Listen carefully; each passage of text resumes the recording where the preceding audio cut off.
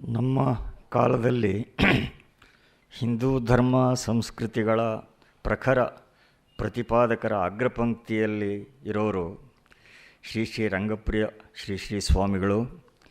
ಇಂತಹ ಸಾಧಕ ವಿದ್ವಾಂಸರು ಬೆಂಗಳೂರಿನಲ್ಲಿ ನೆಲೆಸಿರುವುದು ನಮ್ಮೆಲ್ಲರ ಸೌಭಾಗ್ಯ. ಬೆಂಗಳೂರಿನಲ್ಲೂ ರಾಜ್ಯದ ಇತರೆಡೆಗಳಲ್ಲೂ ನಡೆಯುವ ಎಲ್ಲ ಧರ್ಮೋತ್ಥಾನ ಪ್ರಯತ್ನಗಳಿಗೂ ಪೂಜ್ಯ ಶ್ರೀಗಳ ಮಾರ್ಗದರ್ಶನ ಕೃಪಾಶೀರ್ವಾದ ಸದಾ ಲಭ್ಯ ಇರ್ತದೆ. ಪೂರ್ವಾಶ್ರಮದಲ್ಲಿ ಶ್ರೇಷ್ಠ ಬೋಧಕರಾಗಿ ಹೆಸರು ಮಾಡಿದ್ದರು. ಆ ದಿನಗಳಿಂದಲೇ ಇಲ್ಲಿ ತಾವೇ ಸ್ಥಾಪಿಸಿದ ಅಷ್ಟಾಂಗ ಯೋಗ ವಿಜ್ಞಾನ ಮಂದಿರದ ಮೂಲಕ ನಿರಂತರ ಧರ್ಮ ಪ್ರಸಾರ ಮಾಡಿದ್ದಾರೆ. ಒಂದು ವಿಶೇಷ ಅಂದರೆ ವಿದ್ವತ್ ಸಂಪ್ರದಾಯ, ಸಾಧಕ ಸಂಪ್ರದಾಯ ಎರಡೂ ಇವರಲ್ಲಿ ಸಮಾವಿಷ್ಟ ಆಗಿವೆ. ನಂಜನಗೂಡು ಸಮೀಪದ ಹೆಡ್ತಲೆ ಕ್ಷೇತ್ರದ ಯೋಗಿವರೇಣ್ಯ ಅನುಭಾವಿ ಶ್ರೀರಂಗ ಮಹಾಗುರುಗಳ ಕರಕಮಲ ಸಂಜಾತರು ಪೂಜ್ಯರು. ಆ ಯಶೋವಿಶಾಲ ಮಹಾಮಹಿಮರ ಬೋಧೆಗಳನ್ನು ಈಗಿನ ಮತ್ತು ಮುಂದಿನ ಪೀಳಿಗೆಗಳಿಗೆ ಉಳಿಸೋದರಲ್ಲಿ ಪೂಜ್ಯ ಶ್ರೀ ಶ್ರೀಗಳ ಪಾತ್ರ ದೊಡ್ಡದಿದೆ. ಸಾವಿರಾರು ಕಡೆ ಇವರ ವ್ಯಾಖ್ಯಾನಗಳು ನಿರಂತರ ನಡೆದಿವೆ. ಭಾರತ ದರ್ಶನ ಪ್ರಕಾಶನ ಮೊದಲಾದ ಹಲವಾರು ಸತ್ಪ್ರಯತ್ನಗಳಿಗೆ ಪೋಷಣೆ ಮಾರ್ಗದರ್ಶನ ನೀಡುತ್ತಾ ಬಂದಿದ್ದಾರೆ ಸ್ವಾಮಿಗಳು. ಅಧ್ಯಾತ್ಮಾಸಕ್ತರಿಗೋಸ್ಕರ ಇವರು ಮಾಡಿರುವ ವಿಪುಲ ಲೇಖನ ಕಾರ್ಯ ಕೂಡ ತುಂಬ ಮಹತ್ವದ್ದು. ಪೂಜ್ಯ ಶ್ರೀ ಶ್ರೀಗಳು ಇತ್ತೀಚೆಗೆ ಅನುಗ್ರಹಿಸಿದ ಭಾರತೀಯರ ಹಬ್ಬ ಹರಿದಿನಗಳು, ಆ ಬೃಹತ್ ಗ್ರಂಥ ಈಗಾಗಲೇ ರಾಜ್ಯಾದ್ಯಂತ ಮನೆ ಮಾತಾಗಿಬಿಟ್ಟಿದೆ. ಹೀಗೆ ಕೆಲವು ತಿಂಗಳ ಹಿಂದೆ ನಮ್ಮ ಮಿತ್ರರೊಬ್ಬರ ಗೃಹ ಪ್ರವೇಶೋತ್ಸವ ಆಯಿತು. ನಾನು ಉಡುಗೊರೆಗೆ ಅಂತ ಈ ಪುಸ್ತಕ ತಗೊಂಡು ಹೋಗಿದ್ದೆ. ಅಲ್ಲಿ ಹೋದ ಮೇಲೆ ಕಂಡು ಬಂದದ್ದು 5-6 ಜನ ಹಿತೈಷಿಗಳು ಆ ದಂಪತಿಗಳಿಗೆ ಇದೇ ಪುಸ್ತಕನ ತಂದಿದ್ದರು. ಅಲ್ಲಿ ತಮ್ಮ ಸಾತ್ವಿಕ ತೇಜಸ್ಸಿನಿಂದ ಸದಾ ಸಮಾಜವನ್ನು ಅನುಗ್ರಹಿಸ್ತಾ ಇರುವ ಪೂಜ್ಯ ಶ್ರೀ ಶ್ರೀ ರಂಗಪ್ರಿಯ ಶ್ರೀ ಶ್ರೀ ಸ್ವಾಮಿಗಳ ಚರಣಗಳಿಗೆ ನಮ್ರ ಭಕ್ತಿಪೂರ್ವಕ ಪ್ರಣಾಮಗಳನ್ನು ಸಲ್ಲಿಸ್ತಾ ಅವರಿಗೆ ತಮ್ಮೆಲ್ಲರ ಪರವಾಗಿ ಹಾಗೂ ಗೋಖಲೆ ಸಂಸ್ಥೆಯ ಪರವಾಗಿ ನಮನಪೂರ್ವಕ ಸ್ವಾಗತವನ್ನು ಕೋರ್ತಾ ಇದ್ದೇನೆ. ಡಾಕ್ಟರ್ ಕೆ ಎಸ್ ನಾರಾಯಣಾಚಾರ್ಯರು ಈ ವೇದಿಕೆಗೆ ಸುಪರಿಚಿತರೇ ಆಗಿದ್ದಾರೆ. ಆದರೂ ಅವರ ಕೆಲವು ಸಾಧನೆಗಳನ್ನು ಮೆಲುಕು ಹಾಕುವುದು ನಮಗೆ ಸಂತೋಷದಾಯಕವೇ ಆಗಿರೋದರಿಂದ ಒಂದೆರಡು ಮಾತನ್ನು ಹೇಳ್ತೇನೆ. ನಮ್ಮ ಕಾಲದ ಅತ್ಯಂತ ಲೋಕಪ್ರಿಯ ಪ್ರವಚನಕಾರರಲ್ಲಿ ಒಬ್ಬರು ಡಾಕ್ಟರ್ ಕೆ ಎಸ್ ನಾರಾಯಣಾಚಾರ್ಯರು. ಮೈಸೂರು ವಿಶ್ವವಿದ್ಯಾಲಯದಲ್ಲಿ ಸ್ನಾತಕೋತ್ತರ ಅಧ್ಯಯನ ಮುಗಿಸಿದ ಮೇಲೆ ಅಲ್ಪಕಾಲ ಬೆಂಗಳೂರಿನಲ್ಲಿ, ಅನಂತರ 35 ವರ್ಷ ಧಾರವಾಡದ ಕರ್ನಾಟಕ ಆರ್ಟ್ಸ್ ಕಾಲೇಜಿನಲ್ಲಿ ಇಂಗ್ಲೀಷಿನ ಬೋಧಕರಾಗಿ ಸೇವೆ ಸಲ್ಲಿಸಿ ಪ್ರಾಧ್ಯಾಪಕರಾಗಿ ಉತ್ತರೋತ್ತರ ಪ್ರಾಚಾರ್ಯರೂ ಆಗಿ 1993ರಲ್ಲಿ ನಿವೃತ್ತರಾದರು. ಸಾಂಪ್ರದಾಯಿಕ ಶ್ರೀ ವೈಷ್ಣವ ಮನೆತನದವರಾದ ನಾರಾಯಣಾಚಾರ್ಯರು ಧಾರವಾಡದ ಪ್ರಸಿದ್ಧ ವೇದ ವಿದ್ವಾಂಸ ದಂಡಾವತಿ ಶಿವದೀಕ್ಷಿತ ಸೋಮಯಾಜಿಯವರಂಥ ಶ್ರೇಷ್ಠರಲ್ಲಿ ತಮ್ಮ ಕೃಷ್ಣಯಜುರ್ವೇದ ಅಧ್ಯಯನವನ್ನು ಸಾಂಗಗೊಳಿಸಿಕೊಂಡಿದ್ದಾರೆ. ಧರ್ಮ ಪ್ರಸಾರವನ್ನು ಜೀವನ ವ್ರತವಾಗಿ ಸ್ವೀಕರಿಸಿರುವ ನಾರಾಯಣಾಚಾರ್ಯರು ಕಳೆದ 4 ದಶಕಗಳಿಂದ ಕರ್ನಾಟಕದೆಲ್ಲೆಡೆ ಮಾತ್ರವಲ್ಲದೆ ಹೊರ ರಾಜ್ಯಗಳಲ್ಲೂ ಕೂಡ ಸಂಚರಿಸಿ ರಾಮಾಯಣ, ಭಾರತ, ಭಾಗವತ, ಭಗವದ್ಗೀತೆ, ಉಪನಿಷತ್ತುಗಳು, ವೇದ ಸಾಹಿತ್ಯ, ಆಳ್ವಾರರ ಪ್ರಬಂಧಗಳು ಇವನ್ನೆಲ್ಲ ಕುರಿತು ನೂರಾರು ಸಾವಿರಾರು ಪ್ರವಚನಗಳನ್ನು ನಿರಂತರ ನಡೆಸಿದ್ದಾರೆ. ಜೊತೆಗೆ ವೇದ, ರಾಮಾಯಣ, ಭಾರತಾದಿ ವಾಂಗ್ಮಯ ಕುರಿತು ಕನ್ನಡದಲ್ಲಿ, ಇಂಗ್ಲೀಷ್ನಲ್ಲಿ ಹತ್ತಿರ 80 ಕೃತಿಗಳನ್ನು ಬರೆದು ಪ್ರಕಟಿಸಿದ್ದಾರೆ. ತರಂಗ, ಕರ್ಮವೀರ, ಉದಯವಾಣಿ ಮೊದಲಾದ ಜನಪ್ರಿಯ ಪತ್ರಿಕೆಗಳಲ್ಲಿ ಅನೇಕ ವರ್ಷ ಕಾಲ ಮಹಾಭಾರತ, ರಾಮಾಯಣ, ಚಾಣಕ್ಯ ಮೊದಲಾದ ವಿಷಯಗಳ ಮೇಲೆ ದೀರ್ಘಕಾಲ ಧಾರಾವಾಹಿ ಲೇಖನ ಮಾಲೆಗಳನ್ನು ಬರೆದಿದ್ದಾರೆ. ಆ ಅನೇಕ ಲೇಖನ ಮಾಲೆಗಳು ಪುಸ್ತಕ ರೂಪದಲ್ಲೂ ಬಂದು ತುಂಬ ಜನಪ್ರಿಯ ಆಗಿವೆ. ತೈತ್ರಿಯೋಪನಿಷತ್ತು, ವಿಶಿಷ್ಟಾದ್ವೈತ ದರ್ಶನ, ಟಿ.ಎಸ್. ಎಲಿಯಟನ ಮೇಲೆ ಭಾರತೀಯ ವಾङ्ಮಯದ ಪ್ರಭಾವ, ಸೆಮೆಟಿಕ್ ಪಂಥಗಳು ಮೊದಲಾದವನ್ನು ಕುರಿತು ಇಂಗ್ಲೀಷ್ನಲ್ಲಿಯೂ ಹಲವಾರು ಗ್ರಂಥಗಳನ್ನು ಬರೆದಿದ್ದಾರೆ. ಹಲವಾರು ಮಠಗಳು, ಧರ್ಮಪೀಠಗಳು ನಾರಾಯಣಾಚಾರ್ಯರಿಗೆ ವೇದಭೂಷಣ, ವಾಲ್ಮೀಕಿ ಹೃದಯಜ್ಞ, ಪ್ರವಚನ ಕಲಾನಿಧಿ ಮೊದಲಾದ ಬಿರುದುಗಳನ್ನಿತ್ತು ಗೌರವಿಸಿವೆ. ರಾಜ್ಯ ಸಾಹಿತ್ಯ ಅಕಾಡೆಮಿ, ಸಂಗೀತ ನೃತ್ಯ ಅಕಾಡೆಮಿಗಳು ಆಚಾರ್ಯರಿಗೆ ಪ್ರಶಸ್ತಿ ನೀಡಿ ಗೌರವಿಸಿವೆ. ಮಹಾಭಾರತಾದಿ ವಾङ्ಮಯಕ್ಕೆ ಅತ್ಯಾಕರ್ಷಕ ಕಥಾರೂಪ ಕೊಟ್ಟಿರುವುದು ಆಚಾರ್ಯರ ಒಂದು ದೊಡ್ಡ ಸೇವೆ. ಹೀಗೆ ಧರ್ಮಪ್ರಸಾರ, ಶ್ರೇಷ್ಠ ಸಾಹಿತ್ಯ ನಿರ್ಮಾಣ ಇವು ಒಟ್ಟೊಟ್ಟಿಗೆ ಆಚಾರ್ಯರಿಂದ ನಡೆದಿವೆ. ಕನಕದಾಸರ ಮೋಹನ ತರಂಗಿಣಿ, ಹರಿಭಕ್ತಿ ಸಾರ ಮೊದಲಾದವುಗಳ ಮೇಲೂ, ಆಳ್ವಾರರ ಸ್ತೋತ್ರ ಸಾಹಿತ್ಯದ ಮೇಲೂ ನಾರಾಯಣಾಚಾರ್ಯರು ನೀಡಿರುವ ವ್ಯಾಖ್ಯೆಗಳು ಹೃದಯಂಗಮವಾಗಿವೆ. ಇಲ್ಲಿ ಈಗಾಗಲೇ ಅವರ 3 ಪ್ರವಚನ ಮಾಲೆಗಳು ಹಿಂದೆ ನಡೆದಿವೆ. 2004ರಲ್ಲಿ ರಾಮಾಯಣದ ಪಾತ್ರ ವಿಶೇಷಗಳು, ಅದರ ಬಗ್ಗೆ 1 ವಾರ ಪ್ರವಚನಗಳು ನಡೆದಿತ್ತು. 2005ರಲ್ಲಿ ಇಂದಿನ ಜೀವನದ ಮೇಲೆ ಮಹಾಭಾರತದ ಬೆಳಕು 2 ವಾರಗಳು 15 ದಿವಸಗಳ ಪ್ರವಚನಗಳು ನಡೆದಿದ್ದವು. ಈ ವರ್ಷವೇ ಈ ಮಾರ್ಚ್ ಏಪ್ರಿಲ್ ತಿಂಗಳಲ್ಲಿ ಶ್ರೀಮದ್ ಭಗವದ್ಗೀತಾ ಗೂಢಾರ್ಥ ವಿಶೇಷಗಳು, ಇದರ ಬಗ್ಗೆ 3 ವಾರ ಪ್ರವಚನಗಳು ಇಲ್ಲಿ ನಡೆದಿವೆ. ಇವತ್ತಿನಿಂದ 1 ತಿಂಗಳ ಕಾಲ ಶ್ರೀಮದ್ ರಾಮಾಯಣದ ರಹಸ್ಯಾರ್ಥಗಳು ಇದರ ಬಗ್ಗೆ ಪ್ರವಚನ ನಡೆಯೋದಿದೆ. 1 ತಿಂಗಳ ಅವಧಿಯ ಈ ದೀರ್ಘ ಜ್ಞಾನಸತ್ರದ ಪ್ರಾಯೋಜಕರು ಶ್ರೀ ಲಕ್ಷ್ಮೀ ನರಸಿಂಹನ್ ಮತ್ತು ಶ್ರೀಮತಿ ನಾಗರತ್ನ ಲಕ್ಷ್ಮೀ ನರಸಿಂಹನ್ ದಂಪತಿಗಳು. ದಯವಿಟ್ಟು ನಿಂತ್ಕೋಬೇಕು.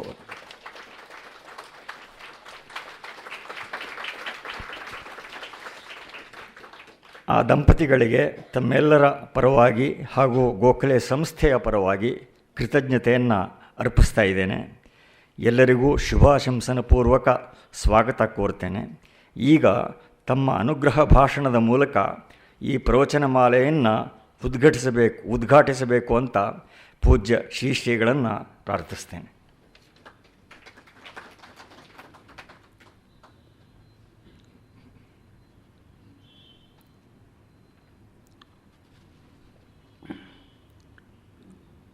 ಸುಖಾಸನಸ್ಥಂ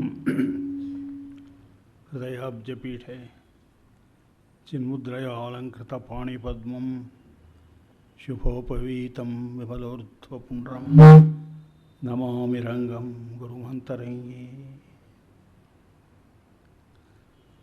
ಸಂಪ್ರಜ್ಞಾತಸ್ಥಿತಿಮಧಿಗತೆ ನಿರ್ವಿಕಲ್ಪೇ ಸಮಾಧೌ ಶಾಂತಾವಧ್ಯಂ ಸ್ಥಿಮಿತಬಹುಲಾನಂದಸಂದೋಹಂ ಅಂತಃ ಯತ್ತದ್ಬ್ರಹ್ಮಸ್ಫುರಿತಿ ಯಮಿನಾಂ ಪೂರ್ಣಷಾಡ್ಗುಣ್ಯರೂಪಂ ಸಾ ಮೇ ನಿತ್ಯಂ ಹೃದಯ ಹಯಮುಖೀ ದೇವತಾ ಸನ್ನಿಧತ್ತಾಂ.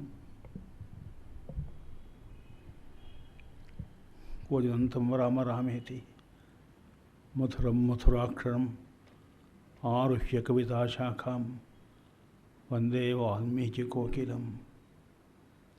ವೀತಾಖಿಲ ವಿಷಯೇಚ್ಛ್ಯಂ ಜಾತಾನಂದಾಶ್ರುಪುಲಕಮತ್ಯಚ್ಛ್ಯಂ ಸೀತಾಪತಿದೂತಾದ್ಯಂ ವಾತಾತ್ಮಜಮಧ್ಯಭಾವಯೇ ಹೃದಯಂ. ಯತ್ರ ಯತ್ರ ರಘುನಾಥಕೀರ್ತನಂ ತತ್ತ ತತ್ತ ಕೃತಮಸ್ತಕಾಂಜಲಿಂ ಬಾಷ್ಪವಾರಿ ಪರಿಪೂರ್ಣಲೋಚನಂ ಮಾರುತಿನ್ನಮತ ರಾಕ್ಷಸಾಂತಕಂ. ಸತ್ಯಜ್ಞಾನಾಂತ ಸ್ವರೂಪವಾದ ಪರಂಜ್ಯೋತಿ, ಪರತತ್ವ, ಪರಂಬ್ರಹ್ಮ, ಪರಮಾತ್ಮ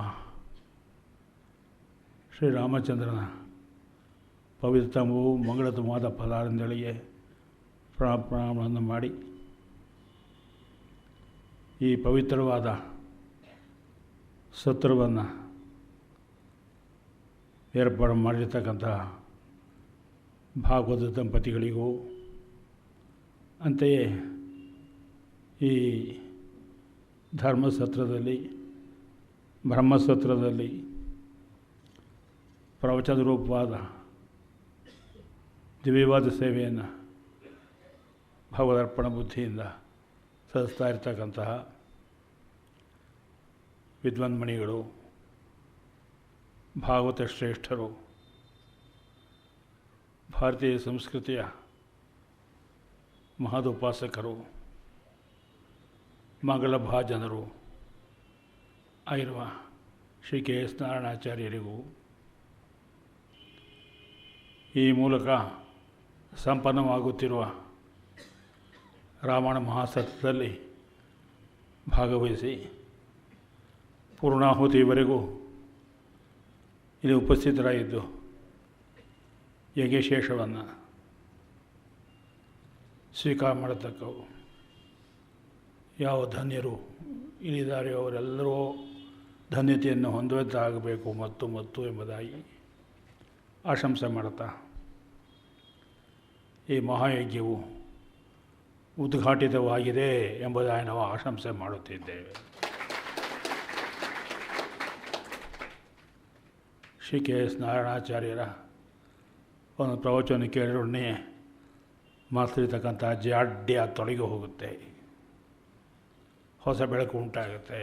ನೈ ಪೌಫಟಿ ರಾತಕಟಿ ತಮಕಿ ಅಂತರಪಟಿ ಹಟಿ ಉಠೋ ಉಠೋ ಬೋಲೋ ಬೋಲೋ ಖೋಲೋ ಮನೋದ್ವಾರ ಖೋಲೋ ಎಂಬ ಕರುವಾಣಿಯಂತೆ ಮನಸ್ಸಿನ ಬಾಗಿಲು ತೆರೆದು ಅದರಲ್ಲಿ ಉತ್ತಮೋತ್ತಮವಾಗಿರುವ ಹೃದಯಂಗಮಾರು ವಿಷಯಗಳು ಪ್ರವೇಶ ಮಾಡತಕ್ಕಂಥ ಒಂದು ವಾತಾವರಣ ತಾನೇ ಉಂಟಾಗೋಗ್ಬಿಡುತ್ತೆ. ಇದನ್ನು ಅನೇಕ ಪ್ರವಚನಗಳ ಮೂಲಕವಾಗಿ ಸಿದ್ಧಪಡಿಸಿರತಕ್ಕಂತಹ ಭಾಗವತ ಶಿರೋಮಣಿಗಳು ಶ್ರೀ ಕೆ ಎಸ್ ನಾರಾಯಣಾಚಾರ್ಯರು ಶ್ರೀ ವಾಲ್ಮೀಕಿ ದೇವರನ್ನು, ಶ್ರೀ ಆಂಜನೇಯ ಸ್ವಾಮಿಯನ್ನು ಸದಾ ಕೊಂಡಾಡುವವರಾಗಿ ಅವರ ಅನುಗ್ರಹದಿಂದಲೂ ಆಚಾರ್ಯ ಅನುಗ್ರಹದಿಂದಲೂ ಕೂಡಿ ಬಂದಿರತಕ್ಕಂತಹ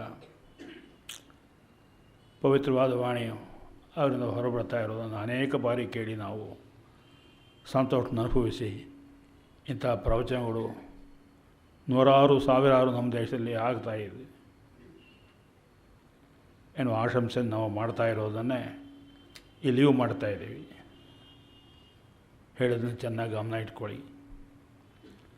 ಪ್ರಶ್ನೆದ ನಂತರದಲ್ಲಿ ಪ್ರವಚನ ನಂತರದಲ್ಲಿ ಪ್ರಶ್ನೆಗಳು ಇದ್ದರೆ ಕೇಳಬಹುದು, ಒಳ್ಳೆಯ ಪ್ರಶ್ನೆಗಳು. ಈ ಗೋಖಲೆ ಸಂಸ್ಥೆಯಲ್ಲಿ ನಾವು ಅನೇಕ ಬಂದಿರುವಾಗ ಇಲ್ಲಿ ಯಾರು ಕೇಳೋ ಬರ್ತಾರೆಯೋ ಅವರೆಲ್ಲರೂ ಕೂಡ ಶ್ರೇಷ್ಠ ಮಟ್ಟದವರು, ವಿದ್ವಾಂಸದಿಂದ ಗ್ರಹಣ ಮಾಡೋದು ಪೂರ್ವಭಾವಿಯಾಗಿಯೇ ತಾವೇ ವೈದುಷ್ಯಕ್ಕೆ ತಮ್ಮನ್ನು ಪೂರ್ತಿ ಕೊಟ್ಟುಕೊಂಡಿರ್ತಕ್ಕಂತಹ ಸುಸಂಸ್ಕೃತ ವ್ಯಕ್ತಿತ್ವಗಳವರು. ಒಂದು ಘಟನೆ ಜ್ಞಾಪಕ ಬಂತು. ಬೊಂಬಾಯಿನಲ್ಲಿ ಒಬ್ಬ ದೊಡ್ಡ ವಿದ್ವಾಂಸರು ಭಗವದ್ಗೀತೆಯ ಪ್ರವಚನ ಮಾಡ್ತಾಯಿದ್ರು. ಎಲ್ಲರೂ ಸಂತೋಷನ ಕೇಳ್ತಾಯಿದ್ರು. ಅದರ ಮಧ್ಯದಲ್ಲಿ ಒಬ್ಬ ನಿಂತುಕೊಂಡು ಏನಾದರೂ ಪ್ರಶ್ನೆಗಳು ಕೇಳ್ಬೋದೇ ಅಂತ ಕೇಳ್ದ. ಸಂತೋಷ ಕೇಳ್ಬೋದು. अपने प्रवचन में जो कुछ कहा बहुत अच्छा था, सब कुछ हमने समझ लिया, केवल एक संदेह है, बताओ ना वो संदेह. आपने प्रारंभ में कहा सर्वोपनिषदो गावः दो गधा गोपाल नंदन. उस श्लोक में दो गधा काना दो गधे कौन कौन नहीं बताइए. ಅವರು ನಗಬೇಕು ಅಳಬೇಕು ಹೇಗೆ ಗೊತ್ತಾಗಿಲ್ಲ ಅವರಿಗೆ. पहला गधा तुम हो और तुम जैसे को पाठ पदा में दूसरा गधा मैं हूँ, समझ लिया. ಈ ಥರ ಶ್ರೋತೃಗಳು ಅನೇಕ ಕಡೆ ಕಂಡು ಬರ್ತಾರೆ. ಅದಕ್ಕೆ ಪ್ರತಿಪಕ್ಷವಾಗಿರ್ತಕ್ಕಂಥ ಒಳ್ಳೆಯ ಬುದ್ಧಿಮತ್ತರಾಗಿರ್ತಕ್ಕಂಥ ಶ್ರೋತೃಗಳು ನಾವು ನೋಡಿರ್ತಕ್ಕದ್ದು ಈ ಗೋಖಲೆ ಸಂಸ್ಥೆಯಲ್ಲಿ. ಚೆನ್ನಾಗಿ ಗ್ರಹಣ ಮಾಡಿ ಸಾರವತ್ತಾಗಿರುವ ಪ್ರಶ್ನೆಗಳನ್ನ ಕೇಳುತ್ತಾರೆ. ಆ ಪ್ರಶ್ನೆಗೆ ಉತ್ತರ ಬಂದ್ಬಿಟ್ರು ಅಂತೂ ಪರಮ ಸಂತೋಷ ಅನುಭವಿಸೋದು ಅವ್ರ ಮುಖದಲ್ಲಿ ನಗೆ ಹೊರಗೆ ನಾವು ನೋಡ್ತಾ ಇದ್ದೀನಿ. ಅಂಥ ಶ್ರೋತೃಗಳು ಸೇರುವ ಜಾಗ, ಅಂಥ ಪ್ರವಚನ ಕರ್ತೃಗಳು ಬಂದಿರತಕ್ಕಂಥ ಜಾಗ. ಅದಕ್ಕೆ ವಿಷಯವಾಗಿರ್ತಕ್ಕದ್ದು ಶ್ರೀಮದ್ ರಾಮಾಯಣ ಮೂರು ಸೇರಿ ಪೂರ್ವ ಸುಕೃತ ಎಂಬಂತೆ ಈ ಪ್ರವಚನ ಮಾಲೆಯ ಸಂಪನ್ನವಾಗುತ್ತೆ ಎಂದು ಹೇಳಿ ನಾನು ಹೊಂದಿದ್ದೇನೆ. ಶ್ರೀಮದ್ ರಾಮಾಯಣವನ್ನು ಕುರಿತು ಒಳ್ಳೆಯ ಪ್ರವಚನಗಳು, ಒಳ್ಳೆಯ ಗ್ರಂಥಗಳು ಬಂದಿರುವಂತೆಯೇ ಶ್ರೇಷ್ಠತಮವಾದ ಈ ಗ್ರಂಥರತ್ನವನ್ನು ಕುರಿತು ಸರಿಯಾಗಿ ಅರ್ಥ ಮಾಡಿಕೊಳ್ಳದೆ ತಮ್ಮ ಮನಸ್ಸಿನ ಕೊಳಕನ್ನು ರಾಮಾಯಣದ ಮೂಲಕವೂ ಪ್ರವಚನದ ಮೂಲಕವಾಗಿ ತೋರಿಸುವ ಪ್ರಯತ್ನ ಅನೇಕ ಕಡೆಗಳಲ್ಲಿ ನಡೆದಿದೆ. ಅಂಥವರಿಗೆ ಶೂಲಪ್ರಾಯವಾಗಿರತಕ್ಕದ್ದು ಶ್ರೀ ನಾರಾಯಣಾಚಾರ್ಯರ ವಾಗಸ್ತ್ರಗಳು.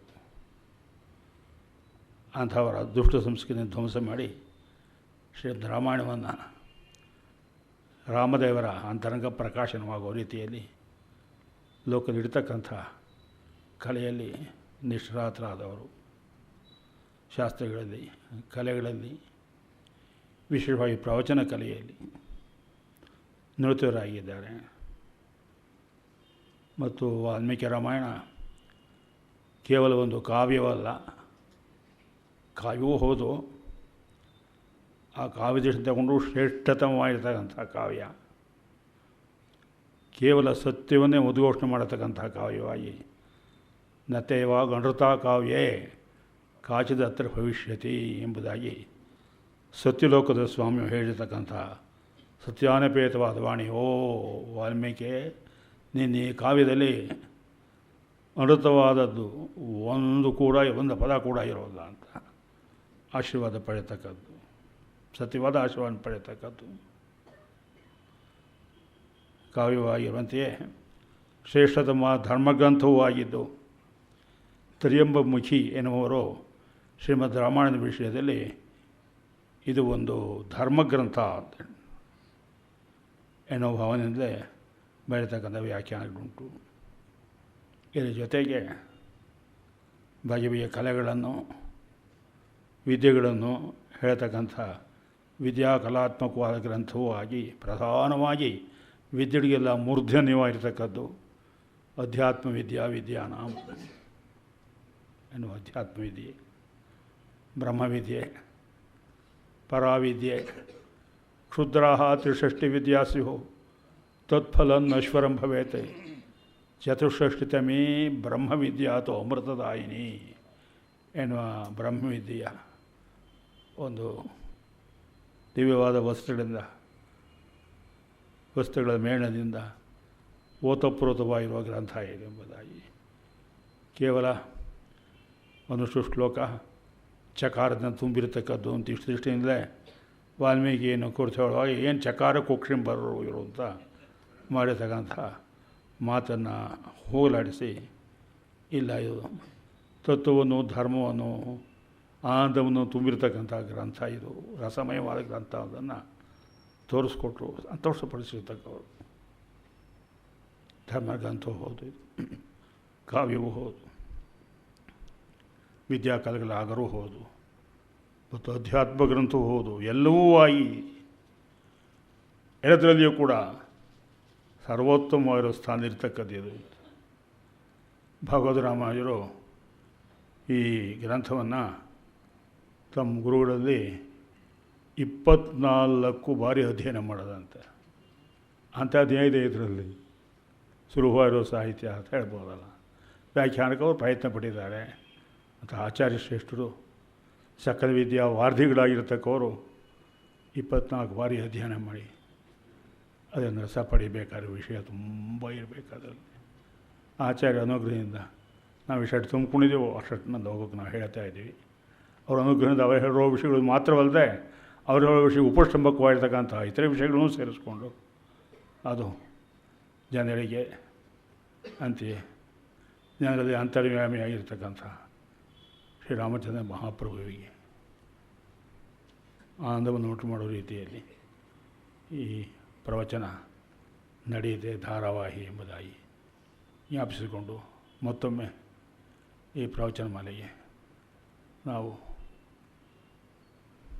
ಮಂಗಲಾನಾಂ ಆಗಿರತಕ್ಕಂಥ ಶ್ರೀಮಾತೆಯ ಸ್ಮರಣೆಯ ಜೊತೆಯಲ್ಲಿ ಮಗಳನ್ನು ಹಾರೈಸುತ್ತೇವೆ. ಶ್ರೀರಾಮ ಶ್ರೀರಾಮ ಶ್ರೀರಾಮ ಶ್ರೀರಾಮಚಂದ್ರ.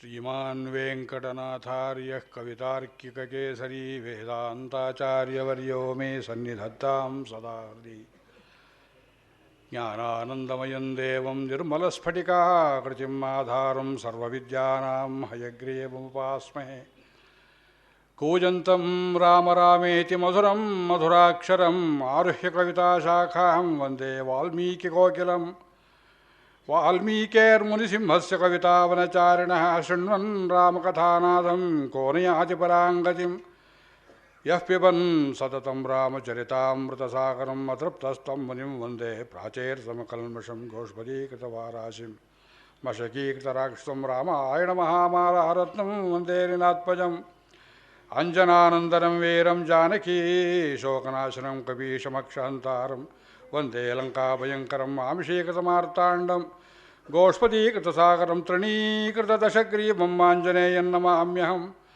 मनोजवं मारुततुल्यवेगं जितेन्द्रियं बुद्धिमतां वरिष्ठं वातात्मजं वानरयूथमुख्यं श्रीरामदूतं शिरसा नमामि उल्लङ्घ्य सिन्धोः सलिलं सलीलं यशोकवह्निं जनकात्मजायाः आदाय तेनैव ददाह लङ्कां नमामि तं प्राञ्जलिराञ्जनेयम् आञ्जनेयमतिपाटलाननं काञ्चनाद्रिकमनीयविग्रहं पारिजाततरुमूलवासिनं भावयामि पवमाननन्दनं यत्र यत्र रघुनाथकीर्तनं तत्र तत्र कृतमस्तकाञ्जलिं बाष्पवारि परिपूर्णलोचनं मारुतिं नमत राक्षसान्तकं वेदवेद्ये परे पुंसि जाते दशरथात्मजे वेदः प्राचेरसादासीत् साक्षात् रामायणात्मना चरितं रघुनाथस्य शतकोटिप्रविस्तरम् एकैकमक्षरं प्रोक्तं महापातकनाशनं शृण्वन् रामायणं भक्त्या यः पादं पदमेव वासयाति ब्रह्मणस्थानं ब्रह्मणा पूज्यते सदा वाल्मीकिगिरिसम्भूतः रामसागरगामिनी पुनाति भुवनं पुण्या रामायणमहानदी श्लोकसारसमाकीर्णं सर्गकल्लोलसङ्कुलं काण्डग्राहमहामीनं वन्दे रामायणार्णवं यः कर्णाञ्जलिसम्पुटैः अहरः संव्यप्यपत्यादरात् वाल्मीकेर्वदनारविन्दगलितं रामायणाख्यं मधु जन्मव्याधिजराविपत्तिनिधनैरत्यन्तसोपद्रवं संसारं सविहाय गच्छति महान् विष्णोः पदं शाश्वतं तदुपगतसमाससन्धियोगं सममधुरोपनतार्थवाक्यबद्धं रघुवरचरितं मुनिप्रणीतं दशशरजश्च वदं दशामयध्वं श्रीराघवं दशरथात्मजमप्रमेयं सीतापतिं रघुकुलान्वयरत्नदीपम् आजानुबाहुमरविन्ददलायताक्षं रामं निशाचरविनाशकरं नमामि वैदेहीसहितं सुरद्रुमतले हैमे महामण्डपे मध्ये पुष्पकमासने मणिमये वीरासने सुस्थितम् अग्रे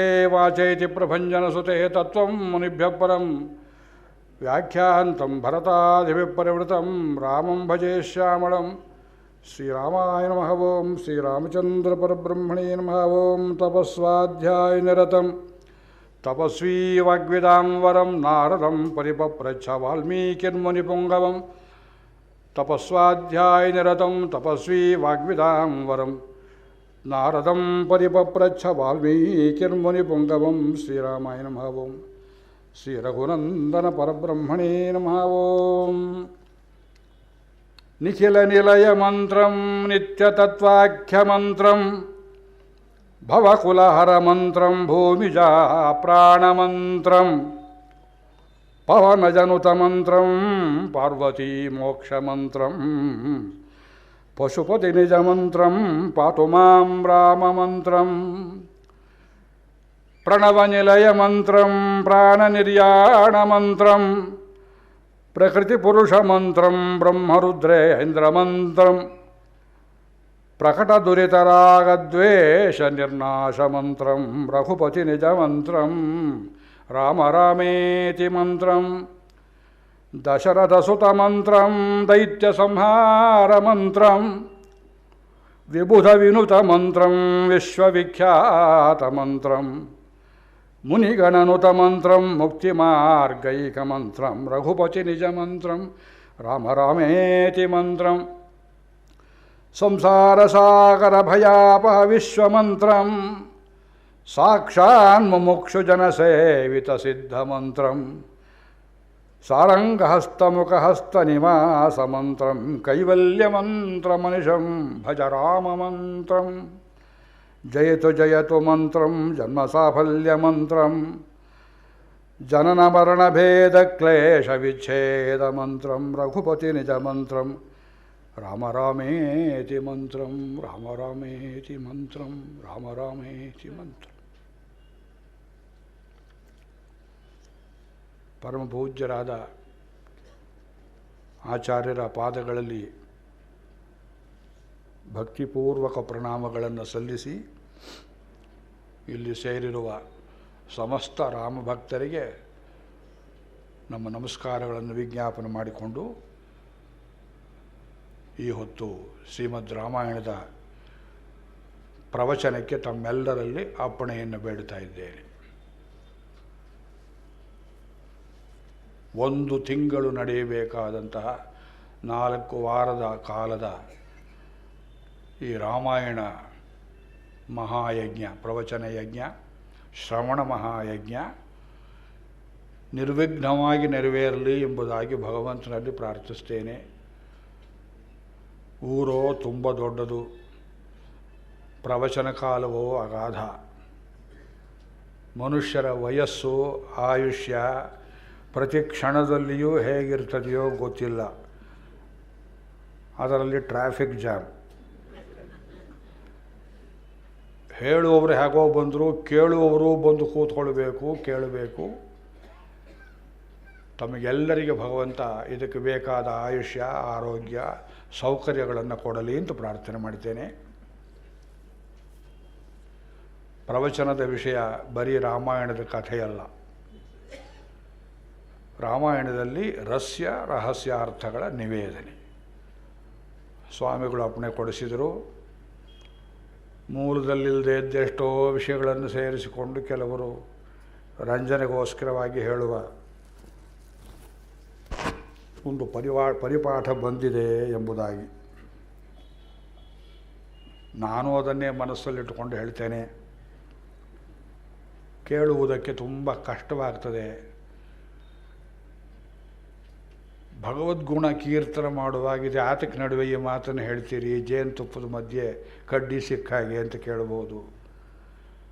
ಇನ್ನು 10 ವರ್ಷ ಹೋದರೆ ನಿಮಗೆ ರಾಮಾಯಣ, ಮಹಾಭಾರತ, ಭಾಗವತ ಪ್ರವಚನ ಮಾಡೋರು ಸಿಕ್ಕುವುದಿಲ್ಲ ಈ ದೇಶದಲ್ಲಿ. 60 ವರ್ಷದ ಸಂಸ್ಕೃತದ ತೇಜೋವಧೆಯಿಂದ ಪಂಡಿತರ ಸಂಖ್ಯೆ ಕಡಿಮೆಯಾಗಿದೆ. ಯಾರ್ಯಾರಿಗೋ ಪ್ರೆಸಿಡೆನ್ಷಿಯಲ್ ಅವಾರ್ಡ್ ಕೊಡೋದ್ರಿಂದ ರಾಮಾಯಣ, ಭಾರತ ನಿಮಗೆ ದಕ್ಕೋದಿಲ್ಲ. ಪ್ರತಿಯೊಂದು ಮನೆಯಲ್ಲಿ ರಾಮಾಯಣ ಓದಬೇಕು, ಕೇಳಬೇಕು ಕಥೆ. ಇಸ್ಕಾನ್ನವರು ಪುಸ್ತಕ ಬರೆದಿದ್ದಾರೆ. ನನ್ನ ಮೊಮ್ಮಗನಿಗೆ ತಗೊಟ್ಟ 5,000 ರೂಪಾಯಿ ಪುಸ್ತಕ, ಒಳ್ಳೆ ಚಿತ್ರಗಳು. ರಾಮ ಪಂಚಾಯತ್ನ ಚಿತ್ರ ಹಾಕಿ ಅದರ ಕೆಳಗಡೆ ಬರೆದಿದ್ದಾರೆ, ಯಾರಿಲ್ಲಿ ರಾಮ, ಲಕ್ಷ್ಮಣ, ನಕುಲ, ಸಹದೇವ. ಭರತ ಶತ್ರುಘ್ನರಲ್ಲ, ನಕುಲ ಸಹದೇವ. ಹೀಗಿದೆಯೇ ಆಶ್ಚರ್ಯವಾಗುತ್ತೆ. 5,000 ರೂಪಾಯಿ ಪುಸ್ತಕ, ವಂಡರ್ಫುಲ್ ಪ್ಲೇಟ್ಸ್. ಇಸ್ಕಾನ್ನವರು ಒಳ್ಳೆಯ ಭಕ್ತರು, ತುಂಬ ಬೇಕಾದವರು ನಮಗೆ. ಮೊಮ್ಮಗನಿಗೆ ತಿಳಿಲಿ ಅಂತ ಪುಸ್ತಕ ತಕ್ಕೊಟ್ರೆ ನಕುಲ ಸಹದೇವ. ಭರತ ಶತ್ರುಘ್ನ ಬದಲು ನಕುಲ ಸಹದೇವ. ಅದು ಪಶ್ಚಿಮದವ್ರಿಗೆ ಗೊತ್ತಿಲ್ಲ. ಅದೆಲ್ಲೋ ಜರ್ಮನಿಯಲ್ಲಿ ಅಚ್ಚು ಮಾಡಿದರು. ಈ ದೇಶದವರಾದರೂ ಹೇಳಬೇಡವೇ, ನಕುಲ ಸಹದೇವರಲ್ಲಪ್ಪ. ಈ ಸ್ಥಿತಿಗೆ ಬಂದಿದೆ ನಮ್ಮ ಜ್ಞಾನ. ಅದು ಎಷ್ಟು 1000 ಪ್ರತಿ ಮುದ್ರಣವಾಯಿತೋ. ವಿದ್ವಾಂಸರೇ ಮಾಡುವ ಸ್ಥಿತಿ ಹೀಗಿದೆ. ಇದು ಪಂಡಿತರ ಮನೆಗಳಲ್ಲಿ ಎಲ್ಲಿಯೂ ಇವತ್ತು ರಾಮಾಯಣ, ಮಹಾಭಾರತ, ಭಾಗವತ ಹೇಳುವ ಕೇಳುವ ಪರಿಪಾಠವಿಲ್ಲ. ನಮ್ಮಂಥವರಿಗೆ ಬಿಡದೆ ಚಟವಾಗಿ ಅಂಟಿಕೊಂಡಿದೆ. ಅನ್ಯತ್ರ ಇನ್ನೊಂದು ಗ್ರಂಥವನ್ನು ನೀವು ಹೇಳಿದರೂ ನಾವು ಮುಟ್ಟುವುದಿಲ್ಲ. ಅನೇಕ ಕಡೆ ಹೇಳಿದೆ, ನನ್ನ ಹೃದಯವನ್ನು ವಾಲ್ಮೀಕಿಗೆ ಕೊಟ್ಟು ಬಿಟ್ಟಿದ್ದೇನೆ. ಇನ್ನೊಬ್ಬರಿಗೆ ಹ್ಯಾಕೆ ಕೊಡಲಿ ಆ ಹೃದಯವನ್ನು? ನಾನು ವ್ಯಾಸರಿಗೂ ಕೊಡಲಿಲ್ಲ ಹೃದಯವನ್ನು. ವಾಲ್ಮೀಕಿ ಕಿತ್ಕೊಂಡು ಬಿಟ್ಟರು ಚಿಕ್ಕ ವಯಸ್ಸಿನಲ್ಲಿ. ವಾಲ್ಮೀಕಿ ತೋರಿಸಿದ ಬೆಳಕಿನಲ್ಲಿ ವ್ಯಾಸರಿಗೂ ಅಲ್ಲಲ್ಲಿ ವ್ಯಾಖ್ಯಾನ ಮಾಡ್ತೇವೆ, ಶುಕಾಚಾರ್ಯರಿಗೆ ವ್ಯಾಖ್ಯಾನ ಮಾಡ್ತೇವೆ. ನೀವು ಕೇಳಿ ಚಪ್ಪರಿಸ್ತೀರಿ, ನಮ್ಮ ಕಳ್ಳತನ ಗುಟ್ಟು ನಿಮಗೆ ಗೊತ್ತಾಗೋದಿಲ್ಲ. ನಮ್ಮ ಹೃದಯ ಇರೋದು ವಾಲ್ಮೀಕಿ ರಾಮಾಯಣದಲ್ಲಿ. ರಾಮಾಯಣವನ್ನೇ ಎಷ್ಟೋ ಕವಿಗಳು ಕನ್ನಡದಲ್ಲಿ, ಬೇರೆ ಬೇರೆ ಭಾಷೆಗಳಲ್ಲಿ, ಹಿಂದಿಯಲ್ಲಿ, ತಮಿಳಿನಲ್ಲಿ, ತೆಲುಗಿನಲ್ಲಿ ಬರೆದರೂ ಅದ್ಯಾಪಿ ಬರೀತಾ ಇದ್ದಾರೆ.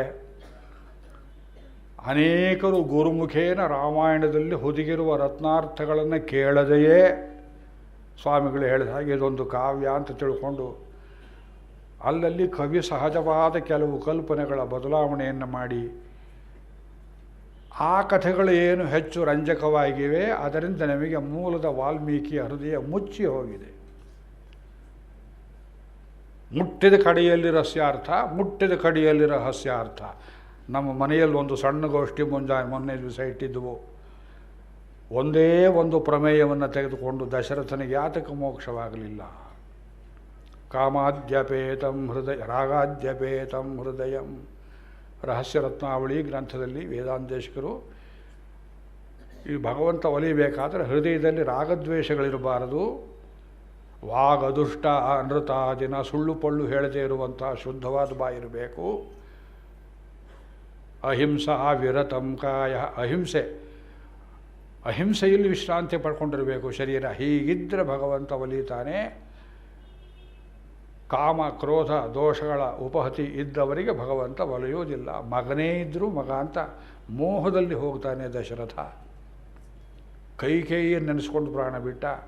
ಅಷ್ಟು ಸಮೀಪದಲ್ಲಿ ರಾಮನನ್ನು ಎತ್ತಿ ಆಡಿಸಿ ರಾಮನಿಗೆ ಪ್ರಾಣ ಕೊಟ್ಟ, ಮೋಹದಲ್ಲಿ ಕೊಟ್ಟ. ಕೋಮಾಸ್ನಲ್ಲಿ ಹೋದ, ಕಾಮದಲ್ಲಿ ಹೋದ, ಕೋಮಾಸ್ನಲ್ಲಿ ಹೋದ. ವಸುದೇವನಿಗೂ ಹಾಗೆ ಆಯಿತು, ಯಶೋದೆಗೆ ಹಾಗೆ ಆಯಿತು, ದೇವಿಕಿಗೆ ಹಾಗೆ ಆಯಿತು. ನರಸಿಂಹಾವತಾರದಲ್ಲಿ ಕಂಬಕ್ಕೂ ಹಾಗೆ ಆಯಿತು. ಆ ಕಂಬಕ್ಕೂ ಇವ್ರಿಗೂ ಏನು ವ್ಯತ್ಯಾಸವಿಲ್ಲ. ಬರೆದಿದ್ದೇನೆ ನಾನು, ಪುಸ್ತಕದಲ್ಲಿದೆ. ಸ್ವಲ್ಪ ಜೋರಾಗುತ್ತೆ ಮಾತು. ಯಾತಕ್ಕೆ ಅಂದರೆ ಹೃದಯ ಶುದ್ಧವಾಗಬೇಕು.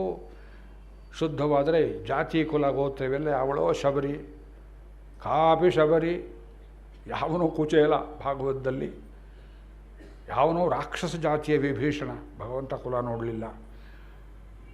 ಹನುಮಂತ ಇವರಿಗೆ ತಾನು ಯಾರು ಅಂತ ಮಂಡೋದರಿಗೆ ಶಂಖಚಕ್ರ ಗದಾಧರನಾಗಿ ದರ್ಶನವನ್ನು ಕೊಟ್ಟ. ಇದು ರಹಸ್ಯ ಉದ್ಘಾಟನೆಗಳು ಎಷ್ಟು ಕಡೆ ಇವೆ. ನನ್ನ ಕಷ್ಟ ನಿನ್ನೆಯಿಂದ ಜಪ ಮಾಡ್ತಾ ಇದ್ದೇನೆ ರಾಮನನ್ನ, ಸ್ವಾಮಿ ನನ್ನ ಕಷ್ಟದಿಂದ ಪಾರು ಮಾಡು. 24,000 ಶ್ಲೋಕದಲ್ಲಿ ಎಷ್ಟು ಸಾವಿರ ರಹಸ್ಯಗಳಿವೆ. ಮುಟ್ಟಿದ ಕಡೆಯಲ್ಲಿ ಅಷ್ಟನ್ನು ಹೇಗೆ ಹೇಳಿ ತೀರಿಸುವುದು. ನನ್ನ ಮೇಲೆ ಕರುಣೆ ಇಟ್ಟು ನೀವು 1 ವರ್ಷ ಕಾಲ ಕೊಟ್ಟರು ನನಗೆ ಅದೇ ಸ್ಥಿತಿ. ವಾಲ್ಮೀಕಿ ಅಷ್ಟೊಂದು ಬರೆದಿಟ್ಟಿದ್ದಾರೆ. ಎಲ್ಲ ಜಗತ್ತಿನಲ್ಲಿ ಇಂಥದ್ದೊಂದು ಕಾವ್ಯ ನಮ್ಮಲ್ಲಿ ದಿನಾ ಪಾರಾಯಣ ಮಾಡುವ ಹಾಗೆ ಆಯುಷ್ಯದ ಉದ್ದಕ್ಕೂ ಬೇರೆ ಜಗತ್ತೆ ಬೇರೆ ಕಡೆಯಲ್ಲಿ ಎಲ್ಲಿಯಾದರೂ ಒಂದು ಗ್ರಂಥವನ್ನು ಪಾರಾಯಣ ಮಾಡೋದು ಕೇಳಿದ್ದೀರಾ? 24,000 ಶ್ಲೋಕ. ಮಾಂಡವನ್ ಸ್ವಾಮಿಗಳು, ತಿರುಕೊಡಂದೆ ಸ್ವಾಮಿಗಳು ತೋರಿಸ್ತಿದ್ರು. ಇದು ಪೀಠಿಗೆ ಅಂತ ಕ್ರಮ ತಿಳ್ಕೊಬೇಡಿ. ಪೀಠಿಕೆಯನ್ನು ನಮ್ಮ ಮನೆಯಲ್ಲಿ ಗೂಟಕ್ಕೆ ಗಂಟು ಹಾಕಿ ಬಂದುಬಿಟ್ಟಿದ್ದೀನಿ ನಾನು. ದಿವಸ ಅಷ್ಟಷ್ಟು ತೇಪೆ ಎಲ್ಲೆಲ್ಲಿ ಬೇಕೋ ಅಷ್ಟು ಕೊಡ್ತೇನೆ. ಒಂದೇ ದಿವಸ ಕೊಟ್ಟರೆ ಕಷಾಯ ಆಗಿಬಿಡುತ್ತೆ ಅದು. ತಕಾರದಿಂದ ಆರಂಭ. ತಪಸ್ವಾಧ್ಯಾಯ ನಿರತಂ ತಾ ಅಂತ ಶುರುವಾಗಿ ಉತ್ತರಕಾಂಡದ ಕೊನೆ ಶ್ಲೋಕದಲ್ಲಿ ಅರ್ಧಾಕ್ಷರದಲ್ಲಿ ಮುಗಿಯುತ್ತೆ ವಾಲ್ಮೀಕಿ ರಾಮಾಯಣ. ಇದು ಗಾಯತ್ರಿ. ತತ್ಸವಿತರುವರೆ ಎಣ್ಯಂ ಧಿಯೋ ಯೋ ನಃ ಪ್ರಚೋದಯಾತ್ ಅರ್ಧಾಕ್ಷರ. ಅದು 24,000. ಅಲ್ಲಿ ತಕಾರದಿಂದ ಆರಂಭ, ತಕಾರಕ್ಕೆ ಮುಕ್ತಾಯ. ನಮ್ಮ ಸಂಪ್ರದಾಯದಲ್ಲಿ ಬ್ರಹ್ಮಸೂತ್ರದಲ್ಲಿ 545 ಸೂತ್ರಗಳು, ವಾಲ್ಮೀಕಿ ರಾಮಾಯಣದಲ್ಲಿ 545 ಸರ್ಗಗಳು. ಬ್ರಹ್ಮಸೂತ್ರ ಅರ್ಥ ನೋಡ್ತೀರಾ, ಗಾಯತ್ರಿ ಅರ್ಥ ನೋಡ್ತೀರಾ, ಕಾಂಡವಾಗಿ ನೋಡ್ತೀರಾ, ದ್ವಯಮಾಂತ್ರಾರ್ಥ ಕ್ರಮದಲ್ಲಿ ನೋಡ್ತೀರಾ, ಅಷ್ಟಾಕ್ಷರ ಕ್ರಮದಲ್ಲಿ ನೋಡ್ತೀರಾ. ಯಾವ ಕ್ರಮದಲ್ಲಿ ತಾಳೆ ಹಿಡಿತೀರಿ ಅದೆಲ್ಲರಲ್ಲಿ ಇದು ವೇದದ ಉಪಬ್ರಹ್ಮಣ. ವೇದೋಪಬ್ರಹ್ಮಣ ಕುತೂಹಲಿನ ನಿಬದ್ಧಂ. ವೇದಾರ್ಥಗಳನ್ನು ವಿಶದೀಕರಣ ಮಾಡಬೇಕು ಅಂತ ವಾಲ್ಮೀಕಿಗೆ ಕುತೂಹಲವಾಯಿತಂತೆ. ಪರಂ ಕೌತೂಹಲಂ ಇಮೆ. ಇಲ್ಲೇ ಪ್ರಾರಂಭದಲ್ಲಿ ಆ ಕುತೂಹಲ ಶಬ್ದವೇ ಬಂದಿದೆ. ನಾರದ ಜೊತೆಯಲ್ಲಿ ಕೇಳ್ತಾ ವ್ಯಾಸರಿಗೂ ಕುತೂಹಲವಾಯಿತು ಪರಮಾತ್ಮತ್ವವನ್ನು ವಿಶದೀಕರಣ ಮಾಡಬೇಕು ಅಂತ. ಅವರೇ ಸ್ವಯಂ ಭಗವಂತನ ಅವತಾರ. 1,00,000 ಶ್ಲೋಕದಲ್ಲಿ ಮಹಾಭಾರತ ಬರೆದರು, 18,000 ಶ್ಲೋಕದಲ್ಲಿ ಭಾಗವತ ಬರೆದರು. ಅದರಲ್ಲಿ ಏನು ಬರೆದರು? ಇಲ್ಲಿ ವಾಲ್ಮೀಕಿ ಬರೆದದ್ದನ್ನೇ ಬರೆದರು. ಏನು ಬರೆದರು? ಭಗವಂತನ ಪಾದುಕಾ ಪ್ರಭಾವವನ್ನು ಬರೆದರು. ದ್ವೇ ಚಕ್ಷುಷೀ ತ್ವದನುಭಾವಮೇಕ್ಷಿತಂ ನಃ. 2 ಕಣ್ಣು ಕೊಟ್ಟಿದ್ದಾರೆ ನಮಗೆ. 3ನೇ ಕಣ್ಣು ಬೇಡ, ಲೋಕ ಸುಡುವ ಕಣ್ಣು. ಶಿವನ ಕಣ್ಣು ಬೇಡ, 2 ಕಣ್ಣು ಸಾಕು ನಮಗೆ. ಶ್ರೀಮದ್ ರಾಮಾಯಣವನ್ನು ಅರ್ಥ ಮಾಡಿಕೊಳ್ಳುವುದಕ್ಕೆ ನಿಮಗೆ ಮುಟ್ಟಿದ ಕಡೆಯಲ್ಲಿ ರಹಸ್ಯ ರಹಸ್ಯ. ಯಾವುದೋ ಒಂದು ಚಮತ್ಕಾರ ಹೇಳಿದೆ ಅಂತ ತಿಳ್ಕೊಬೇಡಿ. ಮಹಾಭಾರತದಲ್ಲಿ ಹಾಗೆ 18 ಮುಖ್ಯವೋ ರಾಮಾಯಣದಲ್ಲೂ 18 ಮುಖ್ಯ. 18ನೇ ಸರ್ಗದಲ್ಲಿ ರಾಮಾವತಾರ. ಪ್ರತಿಯೊಂದು 18ರಲ್ಲಿ ಏನೇನು ಬರುತ್ತೆ ನೋಡ್ತಾ ಹೋಗಿ ಒಂದು ಹಿಸ್ಟ್ರಿ ಬರೀರಿ. ಅದು ಸಂಖ್ಯಾದೃಷ್ಟಿಯಿಂದ ಚಮತ್ಕಾರ. 18, 28, 58, 108 ಇದೆಲ್ಲ ವಿಶೇಷ. ಅದು ಗುರುಮುಖಿಯನ್ನು ಕೇಳಬೇಕು. ಒಂದು ದಿವಸಕ್ಕೆ ಬೇಜಾರಾಗಿ ಹೋಗುತ್ತೆ ನಿಮಗೆ, ಅದೆಲ್ಲ ಹೇಳೋದಿಲ್ಲ. ಇದು ಶಾಸ್ತ್ರಾವತಾರ. ವಾಲ್ಮೀಕಿ ರಾಮಾಯಣ ಅನ್ನೋದು ಒಂದು ಶಾಸ್ತ್ರ. ಆದ್ದರಿಂದ ಇದನ್ನು ತಿಂಗಳುಗಟ್ಟಲೆ ಹೇಳ್ತೇವೆ, ತಿಂಗಳುಗಟ್ಟಲೆ ಕೇಳ್ತೀರಿ. ಇಷ್ಟು ವಯಸ್ಸಾಯಿತು, ಉಪಾಸನೆ ಮಾಡ್ತಿದ್ದೇವೆ, ನಮಗಿನ್ನೂ ತಿಳಿಯೋದು ಬಹಳ ಇದೆಯಲ್ಲ, ಇನ್ನೂ ತಿಳಿಯೋದು ಬಹಳ ಇದೆಯಲ್ಲ, ಇನ್ನೂ ಹೇಳಬೇಕಾದಿದೆಯಲ್ಲ. ಬರೀ ಎಷ್ಟು ಬರೀತೀರಿ ರಾಮಾಯಣವನ್ನು? ಪ್ರವಚನ ಕೇಳಿದ್ದನ್ನು ಯಾರೋ ಟೇಪ್ ಮಾಡಿದರು, ಪುಸ್ತಕ ಮಾಡಿದರು, ಆಂಡವನ್ ಸ್ವಾಮಿಗಳದು. ಅದು ಒಂದು ಸ್ವಲ್ಪ ಪರಿಚಯ ಮಾಡಿಕೊಡುತ್ತೆ. ಸಂಪೂರ್ಣ ರಾಮಾಯಣದ ಪ್ರತಿಯೊಂದು ಶ್ಲೋಕದ ರಹಸ್ಯಾರ್ಥಗಳನ್ನು ಅದು ಬಿಡುಗಡೆ ಮಾಡುವುದಿಲ್ಲ. ಇವತ್ತು ಒಂದು ಪ್ರಮೇಯವನ್ನು ಪೀಠಿಕೆ ಇಲ್ಲ ಅಂತ ಹೇಳಿದೆ, ಒಂದು ಪ್ರಮೇಯ ತಗೊಳ್ತೇನೆ ಇವತ್ತು. ನೇರವಾಗಿ ಕಥೆಯೊಳಕ್ಕೆ ಪ್ರವೇಶ ಮಾಡಿಬಿಡ್ತೇನೆ. ಇವತ್ತು ರಾಮಾವತಾರ ಆಗೋದಿಲ್ಲ, ಭಯಪಡಬೇಡಿ. ಇನ್ನು 3 ದಿವಸ ಬೇಕು ರಾಮಾವತಾರ ಆಗೋದಕ್ಕೆ. 1 ತಿಂಗಳು ಪ್ರವಚನ ಇಟ್ಟರೆ 4 ದಿವಸ ಇಲ್ಲೇ ಹೋಯಿತು. ಇನ್ನೇನು ಬಾಲಕಾಂಡ ಹಾಗೆ ಮುಗಿಸ್ತಾರೆ ಇವರು. ಅದು ಮುಗಿಸೋದು ದೊಡ್ಡದಲ್ಲ. ಈ ಪುಟ ತಿರುಗಿದ್ರೆ ಮುಗಿದೋಗುತ್ತೆ, ಅದೇನು ದೊಡ್ಡ ವಿಷಯ ಅಲ್ಲ. ನಿಮಗೆ ತಿಳಿಸೋದು ಮುಖ್ಯ. ಮೊನ್ನೆ ಒಬ್ಬರು ಹೇಳಿದರು, ಒಂದೇ ವೇದಿಕೆ ಮೇಲೆ ಕೂತಿದ್ದು, ಅವರು ದೊಡ್ಡ ಪಂಡಿತರು. 2 ವಿದ್ವಾಂಸರು, ಕವಿಗಳು, ತಪಸ್ವಿಗಳು ಸೇರಿದರೆ ಲೋಕೋತ್ತರವಾದಂತಹ ಕೆಲಸ ಅಲ್ಲಿ ಆಗ್ತದೆ. ಭಾಳ ಸಂತೋಷ. ಚಕಮಕಿಯೂ ಆಗ್ತದೆ. 2 ವಿದ್ವಾಂಸರು, 2 ಬೇರೆ ಬೇರೆ ಮತದವರು ಸೇರಿದರೆ ಬೆಂಕಿ ಕಡ್ಡಿಯೇ ಬೇಡ. ಅದೇ ವಾಕ್ಯಾರ್ಥಗೋಷ್ಠಿ ಅಂತ ಮಾಡ್ತಾರೆ. ಒಂದು ಕಾಲದಲ್ಲಿ ಪ್ರಾಮಾಣಿಕವಾಗಿದ್ದರು. ಈಗ ಬರೀ ಚರ್ವಣ ಸ್ವಾಮಿಗಳಿಗೆ ನಾನು ವಿಜ್ಞಾಪನೆ ಮಾಡ್ಕೊಂಡಿದ್ದೇನೆ, ಇದನ್ನು ನಾನು ವಿದ್ವದ್ಗೋಷ್ಠಿಗಳು ಯಾತಕ್ಕೆ ಹೋಗೋದಿಲ್ಲ ಅಂದರೆ ಇವ್ರ ಪಕ್ಷನೂ ಹೋಗೋದಿಲ್ಲ, ಅವ್ರ ಪಕ್ಷನೂ ಹೋಗೋದಿಲ್ಲ. ಎದುರ ಕೂತವ್ರಿಗೇನೂ ತಿಳಿಯೋದಿಲ್ಲ, ಬರೀ ಜಗಳ. ಹೋಗಲಿ, ಅರ್ಥ ವಿಶದೀಕರಣ ಮಾತ್ರ ಆಯ್ತು ಅಂದರೆ ಅದು ಸರಿಯಾಗಿ ಓದ್ಕೊಂಡು ಬಂದಿರೋದಿಲ್ಲ. ಸ್ವಾಮಿಗಳು ಕೇಳಿದ ಪ್ರಶ್ನೆಗೆ ನೇರವಾಗಿ ಉತ್ತರ ಕೊಡುವುದಕ್ಕೆ ಸಾಮರ್ಥ್ಯ ಇರುವುದಿಲ್ಲ. ಆದರೆ ಬರೀ ವಿದ್ವಾಂಸರು ಸೇರಿದರೆ ಪ್ರಯೋಜನ ಆಗೋದಿಲ್ಲ. 2 ಯೋಗೀಶ್ವರರು ಸೇರಬೇಕು. ಅವರಾಗಲೇ ಪರಿಚಯ ಮಾಡುವಾಗ ಹೇಳಿದರು ರಾಮಸ್ವಾಮಿಗಳು, ವಿದ್ವಾಂಸರಿಗಿಂತ ರಸಿಕರು, ರಸಿಕರಿಗಿಂತ ಯೋಗೀಶ್ವರರು, ಅದರಲ್ಲಿ ಜಿಜ್ಞಾಸುಗಳು, ತಾವು ಅನುಭವಿಸಿದ ಭಗವನ್ಮುಖಗಳಲ್ಲಿ ಒಬ್ಬರೊಬ್ಬರಿಗೆ ಅದನ್ನು ಬಡಿಸಿಕೊಂಡು ಇನ್ನಷ್ಟು ಚಪ್ಪರಿಸಿ ಭಗವಂತನನ್ನು ಅನುಭವಿಸಬೇಕು ಅಂತಕ್ಕಂಥ ಕುತೂಹಲ ಇರತಕ್ಕಂಥ ಯೋಗಿಗಳು ಸೇರಿದಲ್ಲಿ ಖಂಡಿತವಾಗಿ ಲೋಕೋಪಕಾರಕವಾದ ಕೆಲಸ ನಡೆಯುತ್ತೆ. ಅಂಥದ್ದೊಂದು ನಡೆಯಿತು ಎಂಬುದಾಗಿ ರಾಮಾಯಣ ಆರಂಭವಾಗುತ್ತೆ. ಕೆಲವರು ಅಲ್ಲಲ್ಲಿ ಅಡ್ಡ ಪ್ರಶ್ನೆಗಳು. ನಮಗಿದು ಗಂಟ್ಲಲ್ಲಿ ಏನೋ ಮುಳ್ಳು ಸಿಕ್ಕಾಕೊಂಡ ಹಾಗೆ, ಇದು ಹೇಳೋಕ್ಕಿಲ್ಲ ಬಿಡೋಕ್ಕಿಲ್ಲ. ಮೊದಲನೇ 4-5 ಸರ್ಗಗಳನ್ನು ವಾಲ್ಮೀಕಿ ಬರೀಲಿಲ್ಲ ಅಂತ ಒಂದು ವಾದ. ಅವರೇ ಯಾಕೆ ಬರೀತಾರೆ ತಮ್ಮ ಬಗೆಗೆ? ತಪಸ್ವಿ ವಾಲ್ಮೀಕಿ ನಾರದಂ ಪರಿಪಪ್ರಚ ತಾವೇ ಬರ್ಕೊಂಡಿದ್ದಾರಲ್ಲ, ಅವರು ಬರೆದಿರೋದು ಸಂಭವವಿಲ್ಲ. ಕ್ರೌಂಚ ಮುಂದೆ ಪ್ರಸಂಗ, ಅದನ್ನು ವಾಲ್ಮೀಕಿ ಬರೆದಿರಲಿಕ್ಕಿಲ್ಲ. ಹಾಗಿದ್ರೆ ಏನು ಬರೆದರು? ಬಾಲಕಾಂಡವನ್ನೇ ಬರೀಲಿಲ್ಲ. ಶಾಬಾಸ್. ಉತ್ತರಕಾಂಡವನ್ನೇ ಬರೀಲಿಲ್ಲ ವಾಲ್ಮೀಕಿ. ಅಗ್ನಿಪ್ರವೇಶ ಸಂದರ್ಭವನ್ನೇ ಬರೀಲಿ. ಅವರವರ ಮನಸ್ಸಿಗೆ ಮೂಗಿಗೆ ತೋರಿದಂತೆ ಇದಕ್ಕೆಲ್ಲ ಉತ್ತರ ಕೊಟ್ಟಿದ್ದಾರೆ ಗೋವಿಂದರಾಜರು. ನಾನು ಗಾಢವಾಗಿ ನಿದ್ರೆ ಮಾಡಿದನಂತೆ ಎಂಬುದಾಗಿ ತನಗೇ ಗೊತ್ತಿಲ್ಲದೆಯೇ ಒಂದು ಪ್ರಯೋಗವನ್ನು ಒಬ್ಬ ನಿದ್ದೆ ಮಾಡಿದ್ದಂತೆ ಎಬ್ಸಿದ್ರಂತೆ ನೋಡಪ್ಪ ಅಂತ ಹೇಳೋ ರೀತಿಯಲ್ಲಿ ತನ್ನ ಪೂರ್ವ ಚರಿತ್ರೆಯನ್ನೇ ವಾಲ್ಮೀಕಿ ಹೇಳಿದರೆ ನಿಮ್ಮ ಗಂಟೇನು ಹೋಯಿತು ಅಂತ ಕೇಳ್ತಾರೆ. ಸಂಸ್ಕೃತದಲ್ಲಿ ಕ್ರಿಯಾಪದಗಳಿಗೆ ಎಷ್ಟೊಂದು ಆಯಾಮಗಳಿರುತ್ತೆ, ವ್ಯಾಕರಣ ಓದಿದವ್ರಿಗೆ ಗೊತ್ತಾಗುತ್ತೆ. ಪರೋಕ್ಷದಲ್ಲಿ ತಮ್ಮ ಬಗೆಗೆ ತಾವೇ ಬರ್ಕೊಂಡಿದ್ದೆ ನಿಮ್ಮ ಗಂಟೇನು ಹೋಯಿತು. ವಾಲ್ಮೀಕಿ ತಮ್ಮ ಬಗೆಗೆ ಬಹಳ ಬರದೇ ಇಲ್ಲ. ವಾಲ್ಮೀಕಿ ಯಾರು ಅಂತ ಕೇಳ್ತಾರೆ ಅನೇಕರು. ಇವರು ಭಾರ್ಗವಗೋತದ ಬ್ರಾಹ್ಮಣ ಶಿಶು. ಬೇರೆ ಪುರಾಣಗಳಲ್ಲಿ ಹೇಳಿರೋ ಕಥೆ ಸೇರಿಸ್ಕೊಳ್ತೇವೆ, ಒಂದಕ್ಕೊಂದಕ್ಕೆ ವಿರೋಧವಿಲ್ಲ. ಪ್ರಚೇಸಸನೆಂಬ ಮಹರ್ಷಿಯ 10ನೆಯ ಮಗ, ನನ್ನ ಹಾಗೆ. ತಂದೆಗೆ 10ನೇ ಮಗ ದಶಕುಮಾರ. ಪ್ರಚೇತಸೋಹಂ ದಶಮಃ ಪುತ್ರ ರಾಘವನಂದನ. ಕೊನೆಯಲ್ಲಿ ಸೀತಾದೇವಿಯನ್ನು ಕರ್ಕೊಂಡು ಬಂದು ತಮ್ಮ ಆಶ್ರಮದಿಂದ, ಇವಳು ಪರಿಶುದ್ಧೆಯಪ್ಪ, ಇವರು ನಿನ್ನ ಮಕ್ಕಳು ಲವಕುಶರು, ರಾಮಾಯಣ ಹೇಳಿದವರು, ಒಪ್ಪಿಸಿಕೋ ಅಂತ ರಾಮನಿಗೆ ಕೊಡುವಾಗ ಎದೆ ಮೇಲೆ ಕೈ ಇಟ್ಟು ಹೇಳ್ತಾರೆ, ನಾನು ಪ್ರಚೇತಸನ 10ನೆಯ ಮಗನಪ್ಪ, ನಾನು ಯಾವತ್ತೂ ಸುಳ್ಳು ಹೇಳಿದವನಲ್ಲ. ಇವಳು ನಿನ್ನ ಹೆಂಡತಿ ಪರಿಶುದ್ಧೆ, ನೀನು ಪರಿತ್ಯಾಗ ಮಾಡಿದ್ದು ತಪ್ಪು, ಇವರು ನಿನ್ನ ಮಕ್ಕಳು, ನಿನ್ನ ಕತೆ ಹೇಳಿದವರು, ಒಪ್ಪಿಸಿಕೋ ಅಂತ ಹೇಳುವಾಗ ಒಂದೇ ಒಂದು ಕಡೆ ತಾನು ಭಾರ್ಗವ, ಅಲ್ಲಿ ಮುಂದೆ ನೀವು ವಿಚಾರಣೆ ಮಾಡಿದರೆ ಇದು ವರುಣ ಗೋತ್ರ, ಭಾರ್ಗವ ಗೋತ್ರ, ಭರ್ಗುರ್ವೈವಾರುಣಿ, ಇದೆಲ್ಲ ಒಂದೇ ಪರಂಪರೆ. ಪ್ರಾಚೇತಸ ಅಂದರೆ ವರುಣ ಮಳೆಗರೆದು ಹುತ್ತದಿಂದ ಕರಗಿಸಿ ಇವರನ್ನ ಮೇಲಕ್ಕೆ ಎಬ್ಬಿಸ್ತಾ ಪುನರ್ಜನ್ಮ ಕೊಟ್ಟ, ಆ ಅರ್ಥದಲ್ಲಿ ಪ್ರಾಚೇತಸ ಅಂತಲೂ ಹೇಳ್ತಾರೆ. ಪ್ರಚೇತಸ್ ಅಂತ ಒಬ್ಬ ಮಹರ್ಷಿಯೇ ಇದ್ದ, ಯಾತಕ್ಕಿಲ್ಲ ಅಂತ ಅಪ್ಲಾಪ್ ಮಾಡಬೇಕು. ಇವು ಬ್ರಾಹ್ಮಣನ ಮಗನಾಗಿದ್ದರೆ ಬೇಡರ ಕಥೆ ಹೇಳ್ತಾರಲ್ಲ, ಹೌದು, ಅದು ಹೊಂದಿಸೋಣ, ಎಲ್ಲ ಸರ್ವಂ ಸಮಂಜಸಂ, ಎಲ್ಲಿಯೂ ವಿರೋಧವಿಲ್ಲ. ಈ ಮಗು ಅವ್ರಿಗೆ ವಾಲ್ಮೀಕಿ ಅಂತ ಹೆಸರಿಲ್ಲ ಆವಾಗ. ಸಣ್ಣ ಮಗು 8-10 ತಿಂಗಳು ಮಗುವಾಗಿದ್ದಾಗ, ಇದು 10ನೇ ಮಗು ಬೇರೆ, ತಾಯಿನ ಬಿಟ್ಟಿರೋದಿಲ್ಲ, ಗೊಳೋ ಅಂತ ಅಳೋದು. ಸೊಂಟಕ್ಕೆ ಕಚ್ಚೆ ಕಟ್ಟಿ ತಾಯಿ ನದಿ ದಡದಲ್ಲಿ ಬಿಟ್ಟು, ಚಂಬಲ್ ವ್ಯಾಲಿ ತುಳಸಿದಾಸರು ಹುಟ್ಟಿದ ಸಮೀಪದಲ್ಲಿ ಮಧ್ಯಪ್ರದೇಶ ಅವತಾರ ಸ್ಥಳ, ಅಲ್ಲೆಲ್ಲ ಸುತ್ತಾಡಿದರೆ ವಾಲ್ಮೀಕಿ ಹುಟ್ಟಿದ ಜಾಗ, ತುಳಸಿದಾಸರು ಹುಟ್ಟಿದ ಜಾಗ ದರ್ಶನ ಮಾಡ್ಬೋದು. ಡಕಾಯತರಿದ್ದ ಜಾಗ ಅದು. ದಡದಲ್ಲಿ ಬಿಟ್ಟು ತಾಯಿ ನದಿಯಲ್ಲಿ ಮುಳುಗು ಹಾಕ್ತಾ ಇದ್ದಾಳೆ.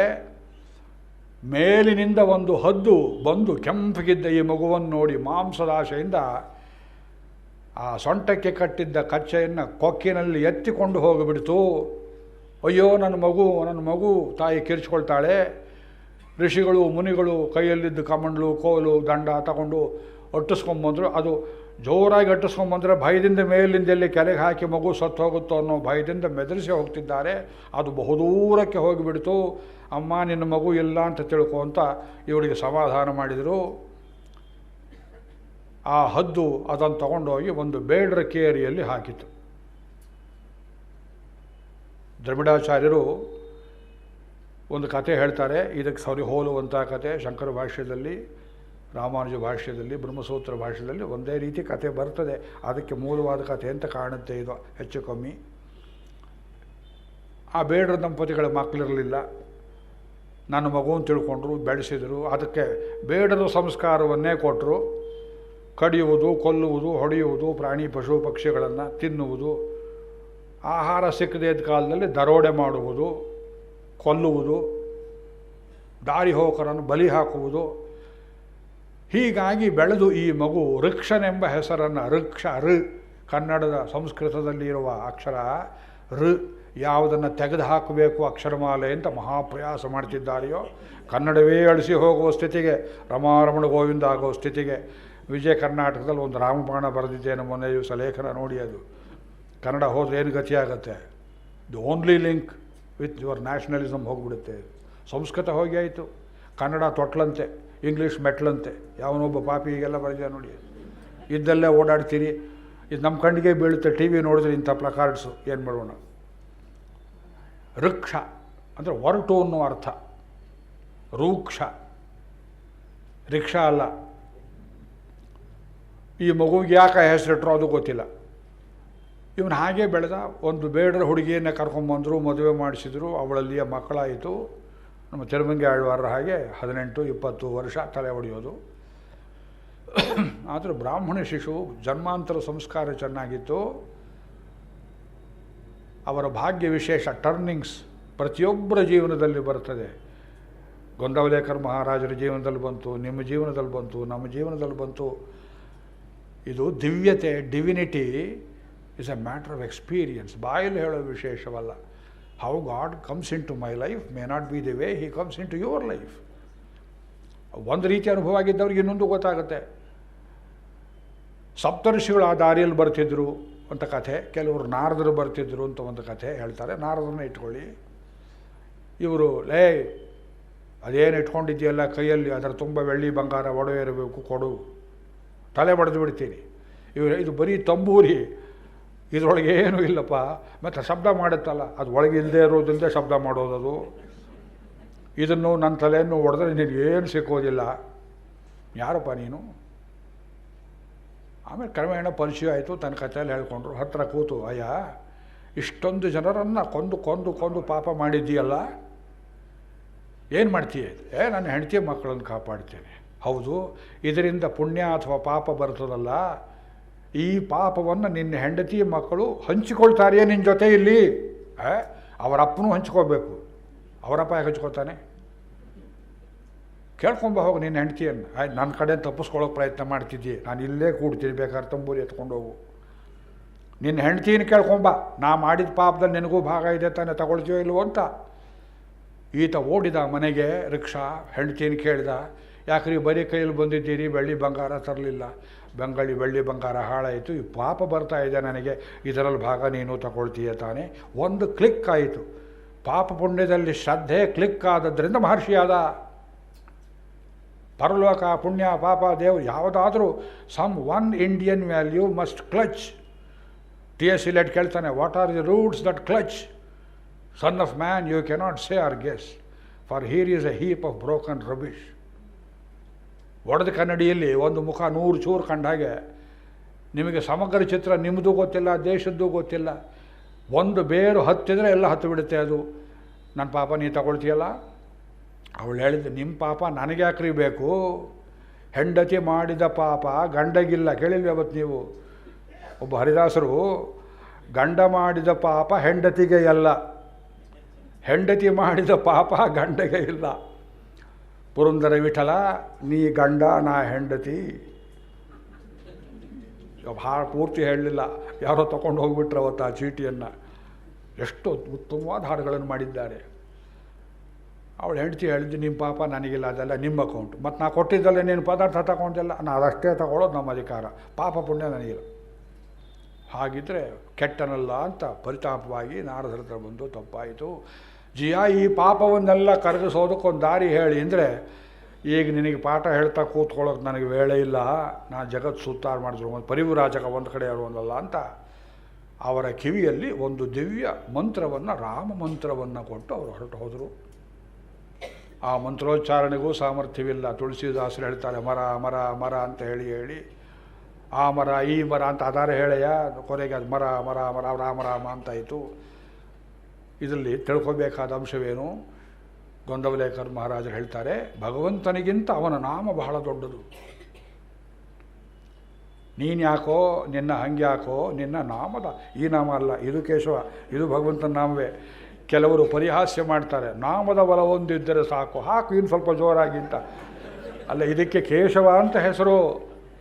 ಕೇಶವ, ನಾರಾಯಣ, ಮಾಧವ, ಗೋವಿಂದ, ವಿಷ್ಣು, ಮಧುಸೂದನ, ತ್ರಿವಿಕ್ರಮ, 12 ನಾಮಗಳು ಅವನ ಹೆಸರುಗಳು, ಭಗವಂತನ ಹೆಸರು. ಆ ಹೆಸರಿಗೆ ಸುಲಭವಾಗಿ ಅದನ್ನು ಜಪ ಮಾಡುವ ಜಾಪಕರನ್ನು ಎತ್ತಿ ಮೇಲಕ್ಕೆ ಅವರ ಕಷ್ಟಗಳಿಂದ ಉದ್ಧಾರ ಮಾಡುವ ಶಕ್ತಿ ಉಂಟು. ಇದನ್ನು ಪುರಂದರದಾಸರು ಆ ಹಾಡಿನ ಎಷ್ಟು ಚರಣಗಳಲ್ಲಿ ವಿವರಿಸಿದ್ದಾರೆ ನೋಡಿ. ದ್ರೌಪದಿಗೆ ಆಪತ್ತಿನಲ್ಲಿ ಅವಳಿಗೆ ಸೀರೆಯನ್ನು ಅನುಗ್ರಹ ಮಾಡಿದ್ದು ತಿರುನಾಮಮಿರೆ ಪಿಳ್ಳೆಲೋಕಾಚಾರ್ಯರು. ದ್ರೌಪದಿಗೆ ಆಪತ್ತಿಲ್ ಪಡವೈ ಚುರಂದದು ತಿರುನಾಮಮಿರೆ. ಕೃಷ್ಣನ್ ಎಲ್ಲಿ ನೋಡಿದ್ಲು? ಕರ್ಕೊಂಬಂದ್ಲು, ಗೋವಿಂದ ಗೋವಿಂದ. ವಸಿಷ್ಠ ಹೇಳಿಕೊಟ್ಟ ಮಾತು, ತುಂಬ ಆಪತ್ತು ಉಂಟಾದರೆ ಸ್ಮರ್ತವ್ಯೋ ಭಗವಾನ್ ಹರಿಹಿ, ಭಗವಂತನ ನೆನೆಸ್ಕೋ, ಅದು ತೀರ ಸಮೀಪದಲ್ಲಿದೆ. ಶ್ರೀನಾಮ ನಮ್ಮನ್ನು ಹಿಡಿದಿದೆ, ನಾವು ನಾಮವನ್ನು ಹಿಡಿದಿಲ್ಲ. ಇದೆಲ್ಲ ಆಳ್ವಾರಗಳ ಅನುಭವ ಹಾಗೆಯೇ. ಅದು ನಿಮಗೆ ಉಸಿರು ಒಳಗೆ ಹೋಗೋದು ಹೊರಗೆ ಬರುವುದರ ಜೊತೆಗೆ ನಿಮ್ಮ ಶರೀರದಲ್ಲಿ ರಕ್ತದಲ್ಲಿ ಶ್ರೀನಾಮ ಗತವಾಗಿ ಕೂತು ಬಿಟ್ಟರೆ ಅದಕ್ಕೆ ವಶವಾಗಿ ಹಗ್ಗದಂತೆ ಭಗವಂತ ನಿಮ್ಮ ಕಡೆಗೆ ಓಡಿ ಬಂದು ಬಿಡ್ತಾನೆ. ಅದಕ್ಕಾಗಿ ಈ ದೇಶದಲ್ಲಿ ರಾಮಕೋಟಿ ಬರೆಯಿರಿ ಮಾಡ್ತಾರೆ, ಶ್ರೀನಿವಾಸಯ್ಯನವ್ರು ಮಾಡ್ತಾರೆ, ಅನೇಕರು ಮಾಡ್ತಾ ಇದ್ದೀರಿ. ನಿಮಗೆ ತಿಳಿಲಿ ಬಿಡಲಿ, ಶ್ರೀರಾಮ್ ಶ್ರೀರಾಮ್ ಶ್ರೀರಾಮ್ ಶ್ರೀರಾಮ್ ಶ್ರೀರಾಮ್ ಕೋಟಿ ಬರೀತಾರೆ ತಗೊಂಡೋಗಿ ಭದ್ರಾಚಲದಲ್ಲಿ, ಅಲ್ಲಿ ಇಲ್ಲಿ ಅಯೋಧ್ಯೆಯಲ್ಲಿ. ನೀವು ಸುಮ್ಮನೆ ಮಾಡಿ ಯಾತಕ್ಕೆ ಕೇಳಬೇಡಿ, ನೀವು ಹೇಳಿ ಅದನ್ನು ಮಾಡಿ ಕೆಲಸ, ಆಮೇಲೆ ನೋಡಿ ನೀವು ಮನಸ್ಸಾಗಿರುತ್ತೆ, ಆರೋಗ್ಯ ಆಗಿರುತ್ತೆ ನೋಡಿ. ತಮೇವೇಕಂ ಜಾನಥ ಅನ್ಯವಾಚೋ ವಿಮುಂಚಥ. ಇನ್ನೊಂದು ಮಾತು ಬಿಟ್ಬಿಡಿ, ಅವನೊಬ್ಬನನ್ನೇ ತಿಳಿಯಿರಿ, ಅರ್ಥ ಮಾಡಿಕೊಳ್ಳಿ. ಸ್ವಾಮಿನವ ರಾಮ ಅಂದರೆ ಅರ್ಥ ಆಗಲಿಲ್ಲವಲ್ಲ, ಅದಕ್ಕೆ ಅರ್ಥ ಮಾಡಿಕೊಡುವ ಶಕ್ತಿ ರಾಮನಾಮಕ್ಕಿದೆ. ಅದಕ್ಕೊಂದು ಕಾಲದಲ್ಲಿ ತಾನೇ ಮಾಡುತ್ತೆ. ಆಚಾರ್ಯರು ಅಷ್ಟಾಕ್ಷರ ಮಂತ್ರ, ದ್ವಯಮಂತ್ರಗಳಿಗೆ ಹೇಳ್ತಾರೆ, ಏತದುಚ್ಚಾರಣ ಮಾತ್ರ ಅವಲಂಬನೇನ ಅಂದರು ಒಂದು ಕಡೆ. ಬರೀ ದ್ವಯಮಂತ್ರ ಉಚ್ಚಾರ ಮಾಡು ಸಾಕು.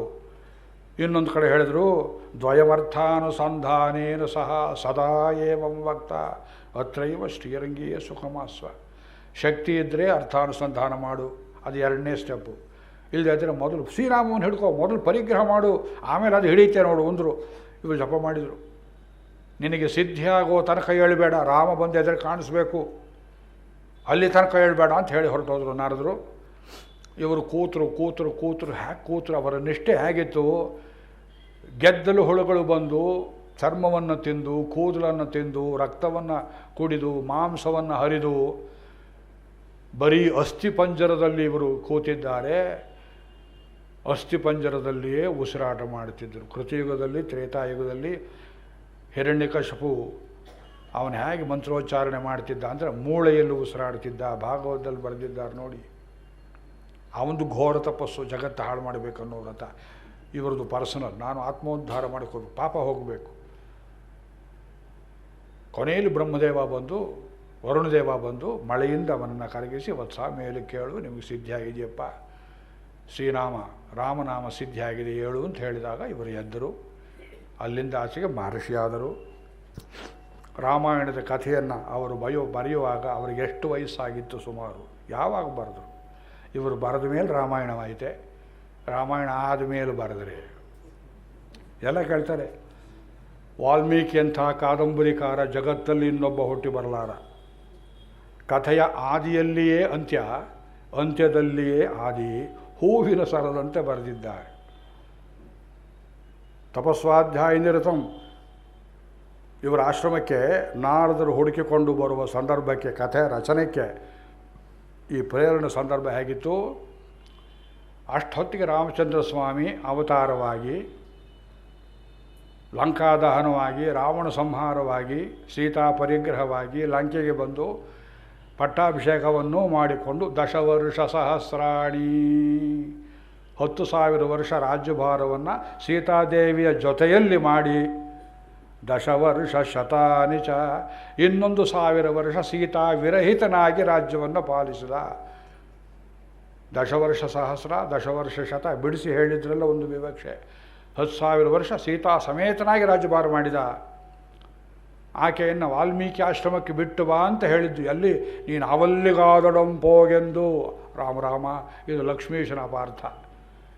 ನಮ್ಮ ಕನ್ನಡದ ಕವಿಗಳು ಸಾಮಾನ್ಯರಲ್ಲ. ಆ ಪಂಪನಿಂದ ಹಿಡಿದು ಲಕ್ಷ್ಮೀಶನು ಈ ಕೆಲಸ ಮಾಡುವುದೇ. ನಮ್ಮ ತೊರವೆ ನರಹರಿ ನೋಡಿ, ಇದನ್ನು ಜನ ಓದುವುದೇ ಇಲ್ಲ. ವಾಲ್ಮೀಕಿ ರಾಮಾಯಣಕ್ಕೆ ತುಂಬ ಸಮೀಪವಾದ, ಹೃದಯವಾದ ರಾಮಾಯಣ. ಇದರಲ್ಲಿ ಸ್ಪಷ್ಟವಾಗಿ ಹೇಳ್ತಾರೆ, ಇಲ್ಲ ವಾಲ್ಮೀಕಿ ಆಶ್ರಮದಲ್ಲಿಯೇ ಬಿಟ್ಟು ಬರತಕ್ಕದ್ದು ಎಂಬುದಾಗಿ. ಲೋಕ ದುರ್ಜನರುಗಳ ರಸನಾನೀಕದಪಹಾಸ್ಯ ಕೆಠವಿದು. ದುರ್ಜನರು ನಮ್ಮನ್ನು ಅಪಹಾಸ್ಯ ಮಾಡ್ತಾರೋ, ಲಕ್ಷ್ಮಣ ಕೆಟ್ಟ ಹೋಗಿದ್ದ ಸೀತೆಯನ್ನು ರಾಮ ಉಪಯೋಗ ಮಾಡಿದ ಅಂತ. ಲೌಕಿಕಕ್ಕಿದು ದುಷ್ಟವೆಂದವರುಗಳ ನೊಡಬಡಿಸಿ, ಲೋಕ ಅವರಿಯಲು ಬಿಟ್ಟು ಬಾ ವಾಲ್ಮೀಕಿ ಭವನದೊಳು. ಇದು ವಾಲ್ಮೀಕಿ ಆಶ್ರಮದಲ್ಲಿ ಬಿಟ್ಟು ಬಾ. ಇಂದು ವಿಮಡಿಕ್ಷ್ಮಾಕುಕುಲ ಸಂಭವನು ಸೌಮಿತ್ರಿಗೆ ನಿರೂಪಿಸಿದ. ತೊರವೆ ರಾಮಾಯಣದ ಹೆಸರೇ ಕೇಳಿಲ್ಲ ನಮ್ಮ ಕನ್ನಡ ವಿದ್ಯಾರ್ಥಿಗಳು. ಸಂಸ್ಕೃತ ಬಿಟ್ಟುಬಿಡಿ. ಕನ್ನಡ ರಾಮಾಯಣದಲ್ಲಿ ವಾಲ್ಮೀಕಿಗೆ ತೀರ ಸಮೀಪದಲ್ಲಿರುವ ಏಕೈಕ ರಾಮಾಯಣ ತೊರವೆ ರಾಮಾಯಣ. ಅದರ ಸೌಂದರ್ಯ ಎಷ್ಟಿದೆ, ಅದನ್ನು ಯಾರು ಕಣ್ಣೆತ್ತಿ ನೋಡೋರು, ಅಚ್ಚು ಮಾಡೋರಿಲ್ಲ. ಅದಕ್ಕೆ ಕುಮಾರ ವಾಲ್ಮೀಕಿ ಪ್ರಶಸ್ತಿ ಅಂತ ಒಂದು ಗ್ರಂಥ ಮಾಡಿ 40-50 ವಿದ್ವಾಂಸರು ಲೇಖನಗಳನ್ನು ಬರೆಸಿ ಅದು ನಡೀಬೇಕು ಅಂತ. ಹಿಂದೆ ನಾನು ಇಲ್ಲಿ ಬಂದಿದ್ದ ಸಂದರ್ಭದಲ್ಲಿ ಒಂದು ದಿವಸ ಬೆಳಗ್ಗೆ ಉಪನ್ಯಾಸವಾಗಿ, ಈಗ ಪುಸ್ತಕ ನಡೀತಾ ಇದೆ ಅಚ್ಚಾಗಿ. ಈ ಪ್ರವಚನ ಮುಗಿಯೋದ್ರಲ್ಲಿ ಅದು ರಿಲೀಸ್ ಆಗ್ಬೋದು. ಇಲ್ಲಿಯೇ ದೇವರು ಒದ್ದು ಮಾಡಿಸ್ತಾನೆ ಕೆಲಸ. ವಾಲ್ಮೀಕಿ ಭವನದಲ್ಲಿ ಬಿಟ್ಟು ಬಾ ಅಂತ ಲಕ್ಷ್ಮಣನಿಗೆ ಹೇಳಿದ. ಸ್ಪಷ್ಟವಾಗಿದೆ, ಮೂಲದಲ್ಲೂ ಹಾಗೇ ಇದೆ. ಗಂಗಾ ತೀರದಲ್ಲಿ ವಾಲ್ಮೀಕಿ ಆಶ್ರಮ ಇದೆ, ಆ ಸಮೀಪದಲ್ಲಿ ಬಿಟ್ಟು ಬಾಪ. ಅಂದರೆ 11,000 ವರ್ಷದಲ್ಲಿ ಇನ್ನೇನು ರಾಮಾಯಣ ಮುಗಿಬೇಕು ಅನ್ನೋ ಸಂದರ್ಭದಲ್ಲಿ ವಾಲ್ಮೀಕಿ ಆಶ್ರಮಕ್ಕೆ ಸೀತಾದೇವಿ ಬಂದಳು. ಮಹರ್ಷಿ ಜ್ಞಾನದೃಷ್ಟಿಯಿಂದ ನೋಡಿದರು. ಪ್ರಭು, ಇದು ಒಂದು ಲೀಲೆಯೋ? ನಿನ್ನ ಮಕ್ಕಳ ನಾಮಕರಣ ನೀನೇ ಮಾಡಬಾರ್ದೋ? ನಿನ್ನ ಮಕ್ಕಳ ಉಪನಯನ ನೀನೇ ಮಾಡಬೇಡವೋ? ನಾನೇ ಮಾಡಬೇಕೋ? ಏನಪ್ಪ ಲೋಕಮಾತೆ. ಆಯಿತು ಅಂತ ಹೇಳಿ ತಾವು ಆಶ್ರಮದಲ್ಲಿಟ್ಟುಕೊಂಡು ಆಕೆಗೆ ಮುನಿಪತ್ನಿಯರ ಕೈಯಲ್ಲಿ ಬಾಣಂತನ ಮಾಡಿಸಿ, ಲವಕುಶರು ಹುಟ್ಟಿದ ಮೇಲೆ ಲವಕುಶ ಅಂತ ತಾವೇ ಹೆಸರಿಟ್ಟು ಅವರಿಗೆ 7-8 ವರ್ಷದಲ್ಲಿ ಉಪನಯನವನ್ನು ಮಾಡಿ, ಉಪನಯನವನ್ನು ಮಾಡಿದ ಮೇಲೆ ಈ ಕಥೆ ನಡೆಯುತ್ತೆ. ನಾರದರು ಮತ್ತೆ ಬರ್ತಾರೆ ವಾಲ್ಮೀಕಿ ಆಶ್ರಮಕ್ಕೆ, ರಾಮಾಯಣೋಪದೇಶ ಮಾಡ್ತಾರೆ. ಆಮೇಲೆ ಕ್ರೌಂಚ ಪ್ರಸಂಗ, ಆಮೇಲೆ ಬ್ರಹ್ಮದೇವರು ಬಂದು ಇನ್ನೇನು ಬಾಯಲ್ಲಿ ಬಂದದ್ದು ಇದು ಶೋಕೋಕ್ತಿ ಅಲ್ಲ, ಇದು ಶ್ಲೋಕವಪ್ಪ, ಇದೇ ಛಂದಸ್ಸಿನಲ್ಲಿ ನೀನು ರಾಮಾಯಣವನ್ನು ರಚಿಸು ಅಂತ ಹೇಳುವುದು. ಆಮೇಲೆ ಕೈಯಲ್ಲಿ ನೆಲ್ಲಿಕಾಯಿ ಇಟ್ಕೊಂಡ ಹಾಗೆ ಇವರು ಪ್ರತಿಯೊಂದು ಘಟನೆಯನ್ನು ಹಿಂದೆ ನಡೆದಿದ್ದನ್ನು ಕಣ್ಣಿಂದ ನೋಡಿದಂತೆ ರಹಸ್ಯಂಚ ಪ್ರಕಾಶಂಚ ಯದ್ವೃತ್ತಂ ತಸ್ಯ ಧೀಮತಃ. ಸೀತಾರಾಮರು ಏಕಾಂತವಾಗಿದ್ದಾಗ ಏನು ನಡೀತು, ಎಲ್ಲಿ ನಕ್ಕರು, ಎಲ್ಲಿ ದುಃಖಪಟ್ಟರು, ಎಲ್ಲಿ ಕೈ ನೆನೆಸ್ಕೊಂಡ್ರು, ಎಲ್ಲಿ ದಶರಥನ ನೆನೆಸ್ಕೊಂಡ್ರು, ಎಲ್ಲಿ ಹೊರಕಣ್ಣಿಗೆ ಕಾಣಿಸುವ ಕಥೆ ನಡೆಯಿತು. ರಹಸ್ಯಂಚ ಪ್ರಕಾಶಂಚ ಒಂದರ್ಥ. ರಾಮಕಥಾ ಅಭಿನಯದಲ್ಲಿ ರಹಸ್ಯಗಳೇನು, ಪಾಮರರಿಗೆ ತಿಳಿಯಬೇಕಾದ ಅರ್ಥಗಳೇನು. ರಹಸ್ಯಂಚ ಪ್ರಕಾಶಂಚ ಪಾಣವ್ವಾಮಲಕಮ್ಯಥ. ನೀ ಬರೀ ಅವರು ಸ್ವಾಮಿಗಳು ಹೇಳಿದರು, ನತೇವಾ ಗಣತ ಕಾಚಿತ್, ನೀ ಬರೆದಿದ್ದು ಸುಳ್ಳಾಗೋದಿಲ್ಲ. ಸತ್ಯವಿದ್ದದ್ದನ್ನು ನೀ ಬರೆಯೋದಲ್ಲ, ನೀ ಬರೆದದ್ದು ಸತ್ಯವಾಗೇ ಇರ್ತದೆ, ಅದು ಸುಳ್ಳಾಗೋದಕ್ಕೆ ಶಕ್ಯವಿಲ್ಲ, ಬರೀ ಅಂತ ಹೇಳಿ ಹೋದರು. ಅವರು ರಾಮಾಯಣ ರಚನೆ ಮಾಡಿದರು. ನಾಳೆ ನಾಡಿದ್ದಲ್ಲಿ ಹೇಳಬೇಕಾದ ಮುಂದಿನ ಕಥೆಯಲ್ಲಿ ಮುಕ್ತಾಯ ಮಾಡ್ತಿದ್ದು ತಿಳ್ಕೊಬೇಡಿ, ಇನ್ನೂ ಅರ್ಧ ಗಂಟೆ ಮೇಲೆ ಟೈಮ್ ಇದೆ. ಒಂದು ಚೌಕಟ್ಟು ಚಿತ್ರ ಕೊಡ್ತಿದ್ದೇನೆ, ಸಮಷ್ಟಿ ಮೆನು ಕಾರ್ಡ್ ಕೊಟ್ಟ ಹಾಗೆ. ಆ ಕ್ರೌಂಚ ಪ್ರಸಂಗ ಆದಮೇಲೆ ಇವರು ಬಾಯಲ್ಲಿ ಒಂದು ಶ್ಲೋಕ ಬಂತು, ನೋಡೋದಕ್ಕೆ ಅದು ಶೋಕೋಕ್ತಿ, ಆದರೆ ಅದು ಒಳಗಡೆ ದಿವ್ಯಾರ್ಥ, ಸಪ್ತಕಾಂಡಗಳ ಅರ್ಥವನ್ನು ಒಳಗೊಂಡ ಗಾಯತ್ರಿ ಮಂತ್ರ, ದ್ವಯಮಂತ್ರಾರ್ಥ ಪ್ರತಿಪಾದಕವಾದ ಶ್ಲೋಕ. ಆಮೇಲೆ ಬ್ರಹ್ಮ ಹೇಳಿದ ಮೇಲೆ ಇವರು ಶ್ಲೋಕ ಹೇಳ್ತಾ ಹೋದರು. ಈ ಗಣಪತಿ ಬರ್ಕೊಂಡ ಹಾಗೆ ಇಲ್ಲಿ ಬರ್ಕೊಳ್ಳಿಲ್ಲ.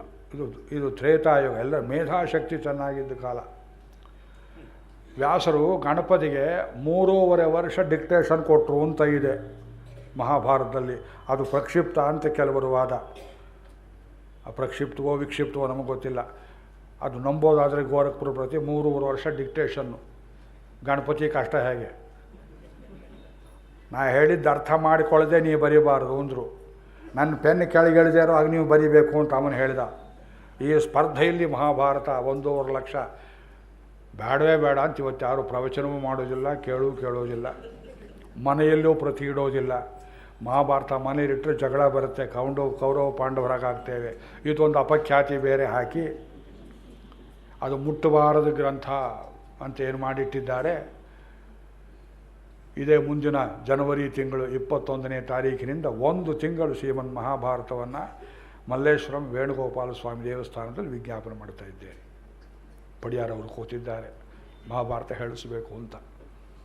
60-70 ವರ್ಷಗಳ ಹಿಂದೆ ಶ್ರೀಮದ್ ಹಂಡವನ್ ಸ್ವಾಮಿಗಳು ಪಾದಯಾತ್ರಾ ಕಾಲದಲ್ಲಿ ಅದೇ ವೇಣುಗೋಪಾಲ ಸ್ವಾಮಿ ದೇವಸ್ಥಾನದಲ್ಲಿ ಭಕ್ತರ ಪ್ರಾರ್ಥನೆ ಅಂತ 1 ತಿಂಗಳು ಮಹಾಭಾರತ ಹೇಳಿದ್ರು. ಕೆಲವು ದಿವಸ ಕೇಳಿದ್ದೆ.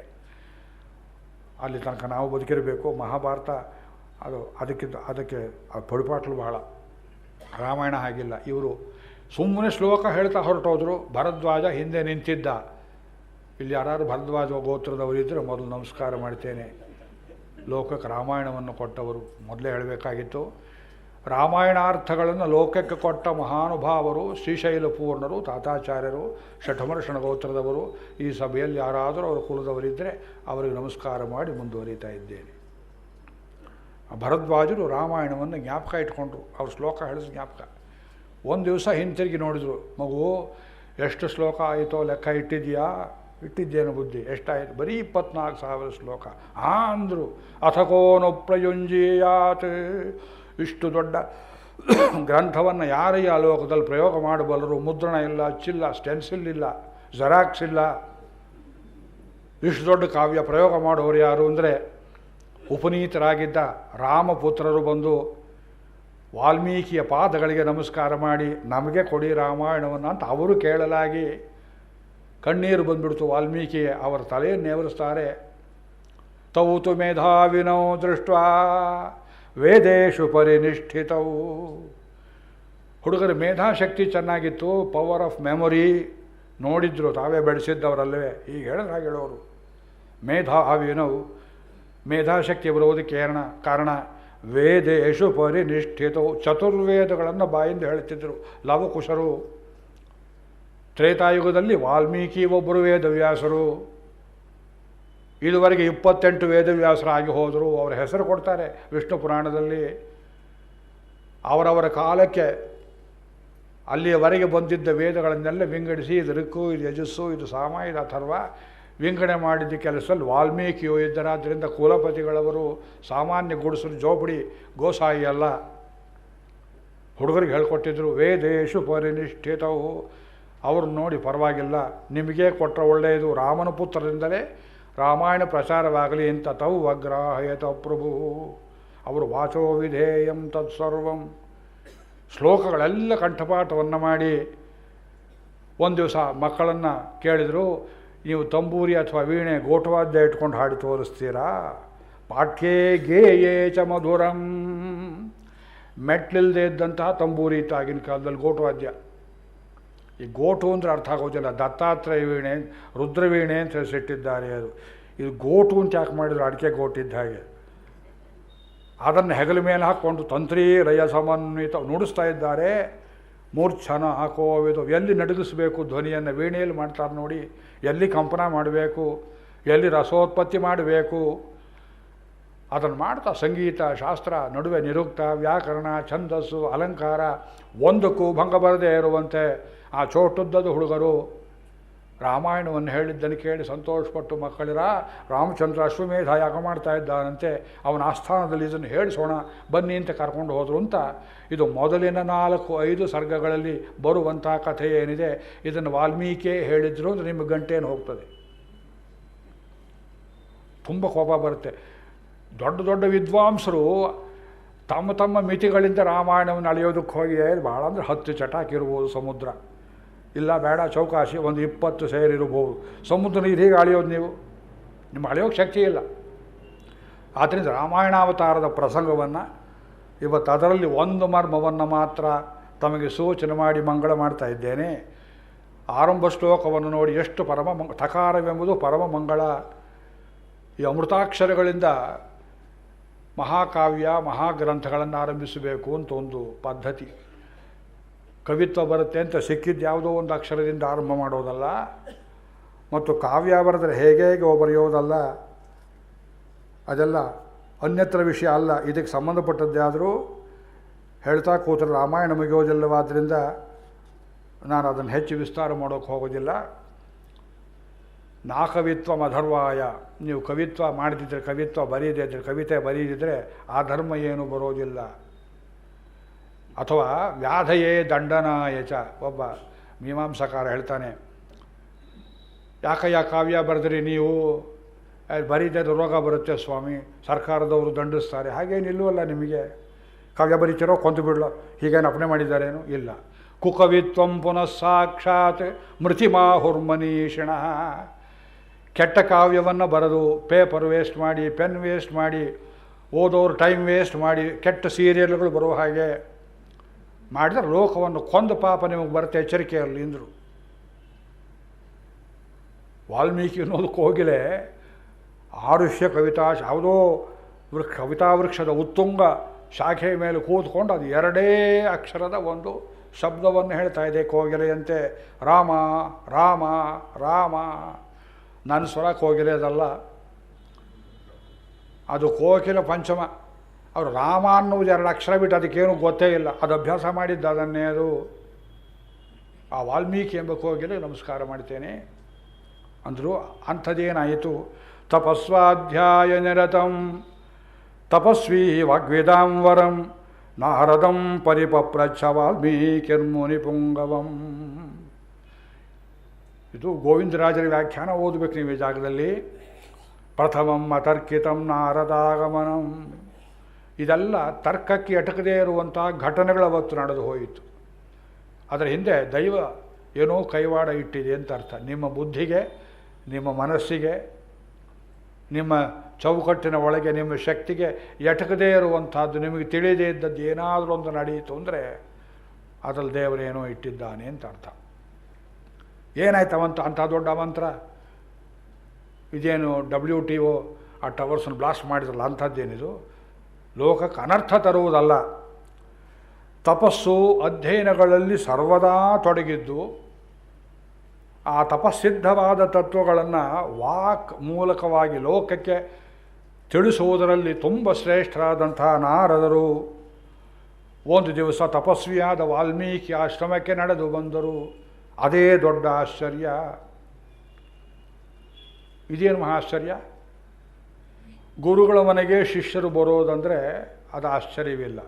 ಗುರುಗಳಿದ್ದಲ್ಲಿಗೆ ಶಿಷ್ಯರು ಹೋಗಬೇಕು, ಶಿಷ್ಯರಿದ್ದಲ್ಲಿಗೆ ಗುರು ಹುಡ್ಕೊಂಡು ಬರೋದು ಪರಮಾಶ್ಚರ್ಯ. ಸಲೂನಿಗೆ ಹೋಗ್ತೇವೆ ಈಗ, ಅವನಿಗೆ ಆಯುಷ್ಯ ಕಮ್ಮಿ ಅಂತ ಶಾಸ್ತ್ರಕಾರ ಹೇಳ್ತಾರೆ. ನಾವು ಅಲ್ಲಿ ಹೋಗಿ ದುಡ್ಡು ಕೊಟ್ಟು ಅವನ ಕೈಯಲ್ಲಿ ಹೇರ್ ಕಟ್ ಮಾಡಿಸ್ಕೊಂಡು ಮನೆಗೆ ಬಂದರೆ ಮಾಡೋವನಿಗೆ ಆಯುಷ್ಯ ಕಡಿಮೆ ಆಗುತ್ತಂತೆ. ಇದೇನೋ ಒಂದು ಹೇಳಿಬಿಟ್ರಲ್ಲ ಅಂತ ಅವನು ಮನೆಗೆ ಬಂದು ಮಾಡಬೇಕು ಅಂತ ಶಾಸ್ತ್ರ ಹೇಳುತ್ತೆ. ನಮ್ಮ ಶ್ರೀನಿವಾಸ ದೇಶಕಾಚಾರ್ಯ ಸ್ವಾಮಿಗಳು ಇದನ್ನೆಲ್ಲ ಎಷ್ಟು ಸೊಗಸಾಗಿ ರಾಮಾಯಣ ವಾಚೋವಿಧೇಯ ಅವರಿಗೆ ಈ ಕಣ್ಣು ಕಾಣಿಸೋದಿಲ್ಲ ಪಾಪ, ಬಹಳ ದೊಡ್ಡ ವಿದ್ವಾಂಸರು. ಶಿಷ್ಯೋ ಗುರುಗೃಹಂ ಗಚ್ಚೇತ್ ನತು ಶಿಷ್ಯಗೃಹಂ ಗುರು. ಅವರೇ ಬಂದುಬಿಟ್ರು.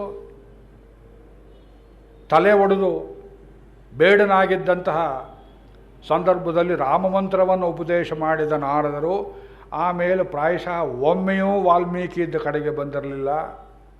ಬಂದಿದ್ದರೆ ನಮಗೆ ಗೊತ್ತಿಲ್ಲ. ಇವತ್ತು ಬಂದರು. ಅವತ್ತು ಮಂತ್ರೋಪದೇಶ, ಇವತ್ತು ಮಂತ್ರಾರ್ಥ ವಿವರಣ. ಆ ಶಿಷ್ಯನಿಗೆ ಮಂತ್ರಾರ್ಥಕ್ಕಿಂತ ಮಂತ್ರ ಜಪದಲ್ಲಿ ಬಹಳ ನಿಷ್ಠೆ. ರಾಮಕಥೆಯನ್ನು ಕೇಳಿದ್ದಾರೆ, ರಾಮನನ್ನು ನೋಡಿದ್ದಾರೆ, ಮಾತನಾಡಿಸಿದ್ದಾರೆ, ಸೀತಾಮನವರಲ್ಲೇ ಇದ್ದಾರೆ, ಮಕ್ಕಳಿದ್ದಾರೆ. ಆದರೂ ರಾಮಾಯಣದಲ್ಲಿ ಕುತೂಹಲ, ಪ್ರಾಯಶಃ ಚಪಲ. ಇದನ್ನು ಲೋಕಕ್ಕೆ ತಿಳಿಸುವ ಕಥೆಯನ್ನಾಗಿ ಬರೀಬೇಕು. ಅದಕ್ಕೆ ಪ್ರೇರಣೆ ಸಿಗ್ತದೆಯೋ, ನನಗೆ ಸದ್ಗುರು ಸಿಗ್ತಾರೆಯೋ, ಇದರಲ್ಲಿ ಏನೇನು ಅರ್ಥಗಳನ್ನು ನೀಡಬೇಕೋ ಗುರುಮುಖೇನ ಬರಬೇಕು. ಗುರುಮುಖೇನ ಬರದೇ ಇದ್ದರೆ ನನಗೂ ಪೆನ್ನಿದೆ ಪೇಪರ್ ಇದೆ ಅಂತ ಬರೆದರೆ ನನ್ನನ್ನು ಲೋಕವನ್ನು ಹಾಳು ಮಾಡುವ ಕಾವ್ಯ ಉಂಟಾಗಿಬಿಡುತ್ತೆ. ಆದ್ದರಿಂದ ತಪಸ್ವಾಧ್ಯಾಯ ನಿರತಂ, ಇದೆಲ್ಲ ಈ ಒಂದು ಶ್ಲೋಕಕ್ಕೆ ಒಂದು ದಿವಸ ಅರ್ಥ ಹೇಳ್ಬೋದು. ತಪಸ್ಸು ಅಂದರೆ ಭಗವಂತನನ್ನು ಪಡೆಯುವುದಕ್ಕಾಗಿ ಮಾಡತಕ್ಕ ತ್ರಿಕರಣಗಳಲ್ಲಿ ಒಂದು ಆ ಗುರಿ ಏನಿಟ್ಕೊಂಡು ಕಾಯ ಶೋಷಣ, ವಾಕ್ ನಿಯಮನ ಇತ್ಯಾದಿಗಳು ಮಾಡ್ತೇವೆ, ಇದು ತಪಸ್ಸು. ಗೀತೆಯಲ್ಲಿ ವಾಂಗ್ಮಯಂ ತಪಃ, ಶಾರೀರಿಕಂ ತಪಃ ಇದೆಲ್ಲ ಹೇಳಿದ್ದಾನೆ ಭಗವಂತ. ಶರೀರವನ್ನು ಟ್ಯೂನ್ ಮಾಡಬೇಕು. ಇಂಗ್ಲೀಷ್ ಭಾಷೆಯಲ್ಲಿ ಹೇಳೋದಾದರೆ you have to tune all the faculties that God has given you in order to know him. ಹಾಗೆ ಬರೋದಿಲ್ಲ.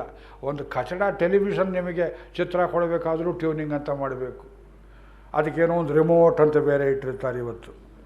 ಆ ರಿಮೋಟನ್ನು ತಲೆ ಕೆಳಗೆ ಹಿಡ್ಕೊಂಡ್ರೆ ಕೆಲಸ ಮಾಡೋದಿಲ್ಲ. ಅದು ನೀವು ತಲೆ ಕೆಳಗೆ ಕೂತ್ರೆ ಕೆಲಸ ಮಾಡೋದಿಲ್ಲ. ಅದಕ್ಕೆ ಅಲ್ಲ, ಒಂದು ರಿಮೋಟಿಗೆ ಒಂದು ಡೈರೆಕ್ಷನ್ ಇದೆ, ಒಂದು ಟಿ ವಿಗೆ ಒಂದು ಡೈರೆಕ್ಷನ್ ಇದೆ. ಭಗವಂತನನ್ನು ತಿಳಿಯುವಂಥ ಶಿಷ್ಯನಿಗೆ ಡೈರೆಕ್ಷನ್ ಇಲ್ವಾ? ಯೋಚನೆ ಮಾಡಿ. ಅವರು ನಾರದರು ಒಂದು ಕಡೆ ನಿಲ್ಲೋರಲ್ಲ. ಅವ್ರಿಗೆ ಹೆಂಡತಿ ಇಲ್ಲ, ಮಕ್ಕಳಿಲ್ಲ, ಮನೆ ಇಲ್ಲ, ಕುಟುಂಬ ಇಲ್ಲ. ಸರ್ವದಾ ನಾರಾಯಣ ಸ್ಮರಣ, ಅಷ್ಟಾಕ್ಷರ ಸ್ಮರಣ. ಅವರು ಜಪ ಮಾಡ್ತಿದ್ದಿದ್ದು ನಾರಾಯಣ ಮಂತ್ರ, ರಾಮ ಮಂತ್ರ ಅಲ್ಲ. ಆದರೆ ವಾಲ್ಮೀಕಿ ಕೊಟ್ಟಿದ್ದು ರಾಮ ಮಂತ್ರ. ನೋಡಿ, ಇಲ್ಲೇ ರಹಸ್ಯ. ಅವರು ಜಪ ಮಾಡ್ತಿದ್ದುದು ಅಷ್ಟಾಕ್ಷರ ಮಂತ್ರ, ಇವರಿಗೆ ಕೊಟ್ಟಿದ್ದು ರಾಮ ಮಂತ್ರ. ಎಪ್ಪಡಿ ಪೊರಂದಂ. ರಾಮನೇ ನಾರಾಯಣನೋ, ನಾರಾಯಣನೇ ರಾಮನೋ ಎಲ್ಲಿ ಹೇಳಿದ್ದಾರೆ? ಎಲ್ಲೋ ಕೊನೆಯಲ್ಲಿ ಹೇಳಿದ್ದಾರೆ. ಕೆಲವರು ವಾಲ್ಮೀಕಿ ಎಲ್ಲಿಯೂ ರಾಮನನ್ನು ವಿಷ್ಣು ಅಂತ ಹೇಳಲಿಲ್ಲ. ಟಿ ವಿ ಮೇಲೆ ಪ್ರಚಾರ. ಲಕ್ಷ್ಮಣನ ಶೇಷ ಅಂತ ಹೇಳಲಿಲ್ಲ. ಇದೆಲ್ಲ ಇಲ್ಲದೇ ಇದ್ದು ಪಂಡಿತರು ಸೇರಿಸ್ಕೊಳ್ತಾ ಇದ್ದಾರೆ. ಬಾಯಿ ಸೀಳಿ ಬಿಡ್ತೇನೆ ಇನ್ನೊಂದು ಸಲ ಯಾರು ಹಾಗೆ ಹೇಳಿದರೆ. ಮೂಲ ಗ್ರಂಥವನ್ನು ಓದಿದೆ ಹೀಗೆಲ್ಲ ಬಾಯಿಗೆ ಬಂದಾಗ ಅದು ಟಿ ವಿ ಮೇಲೆ ಹೇಳಿದ್ರೆ ಇರ್ಬೋದು, ಏನೋ ಒಂದು ನಂಬಿಡ್ತಾರೆ ನೋಡದೇ ಇದ್ದವರು ಪಾಪ. ರಾಮಾವತಾರ ಕಾಲದಲ್ಲಿ ಒಂದು ನಿಬಂಧನೆಯನ್ನು ಭಗವಂತ ಹಾಕಿದ್ದ ಋಷಿಗಳಿಗೆ, ಮುನಿಗಳಿಗೆ. ಅಯ್ಯ, ನಾನು ಯಾರು, ಯಾತಕ್ಕಾಗಿ ಬಂದಿದ್ದೇನೆ, ಏನನ್ನು ಮಾಡ್ತಾ ಇದ್ದೇನೆ, ನೀವು ಪ್ರಕಟ ಮಾಡತಕ್ಕದ್ದಲ್ಲ.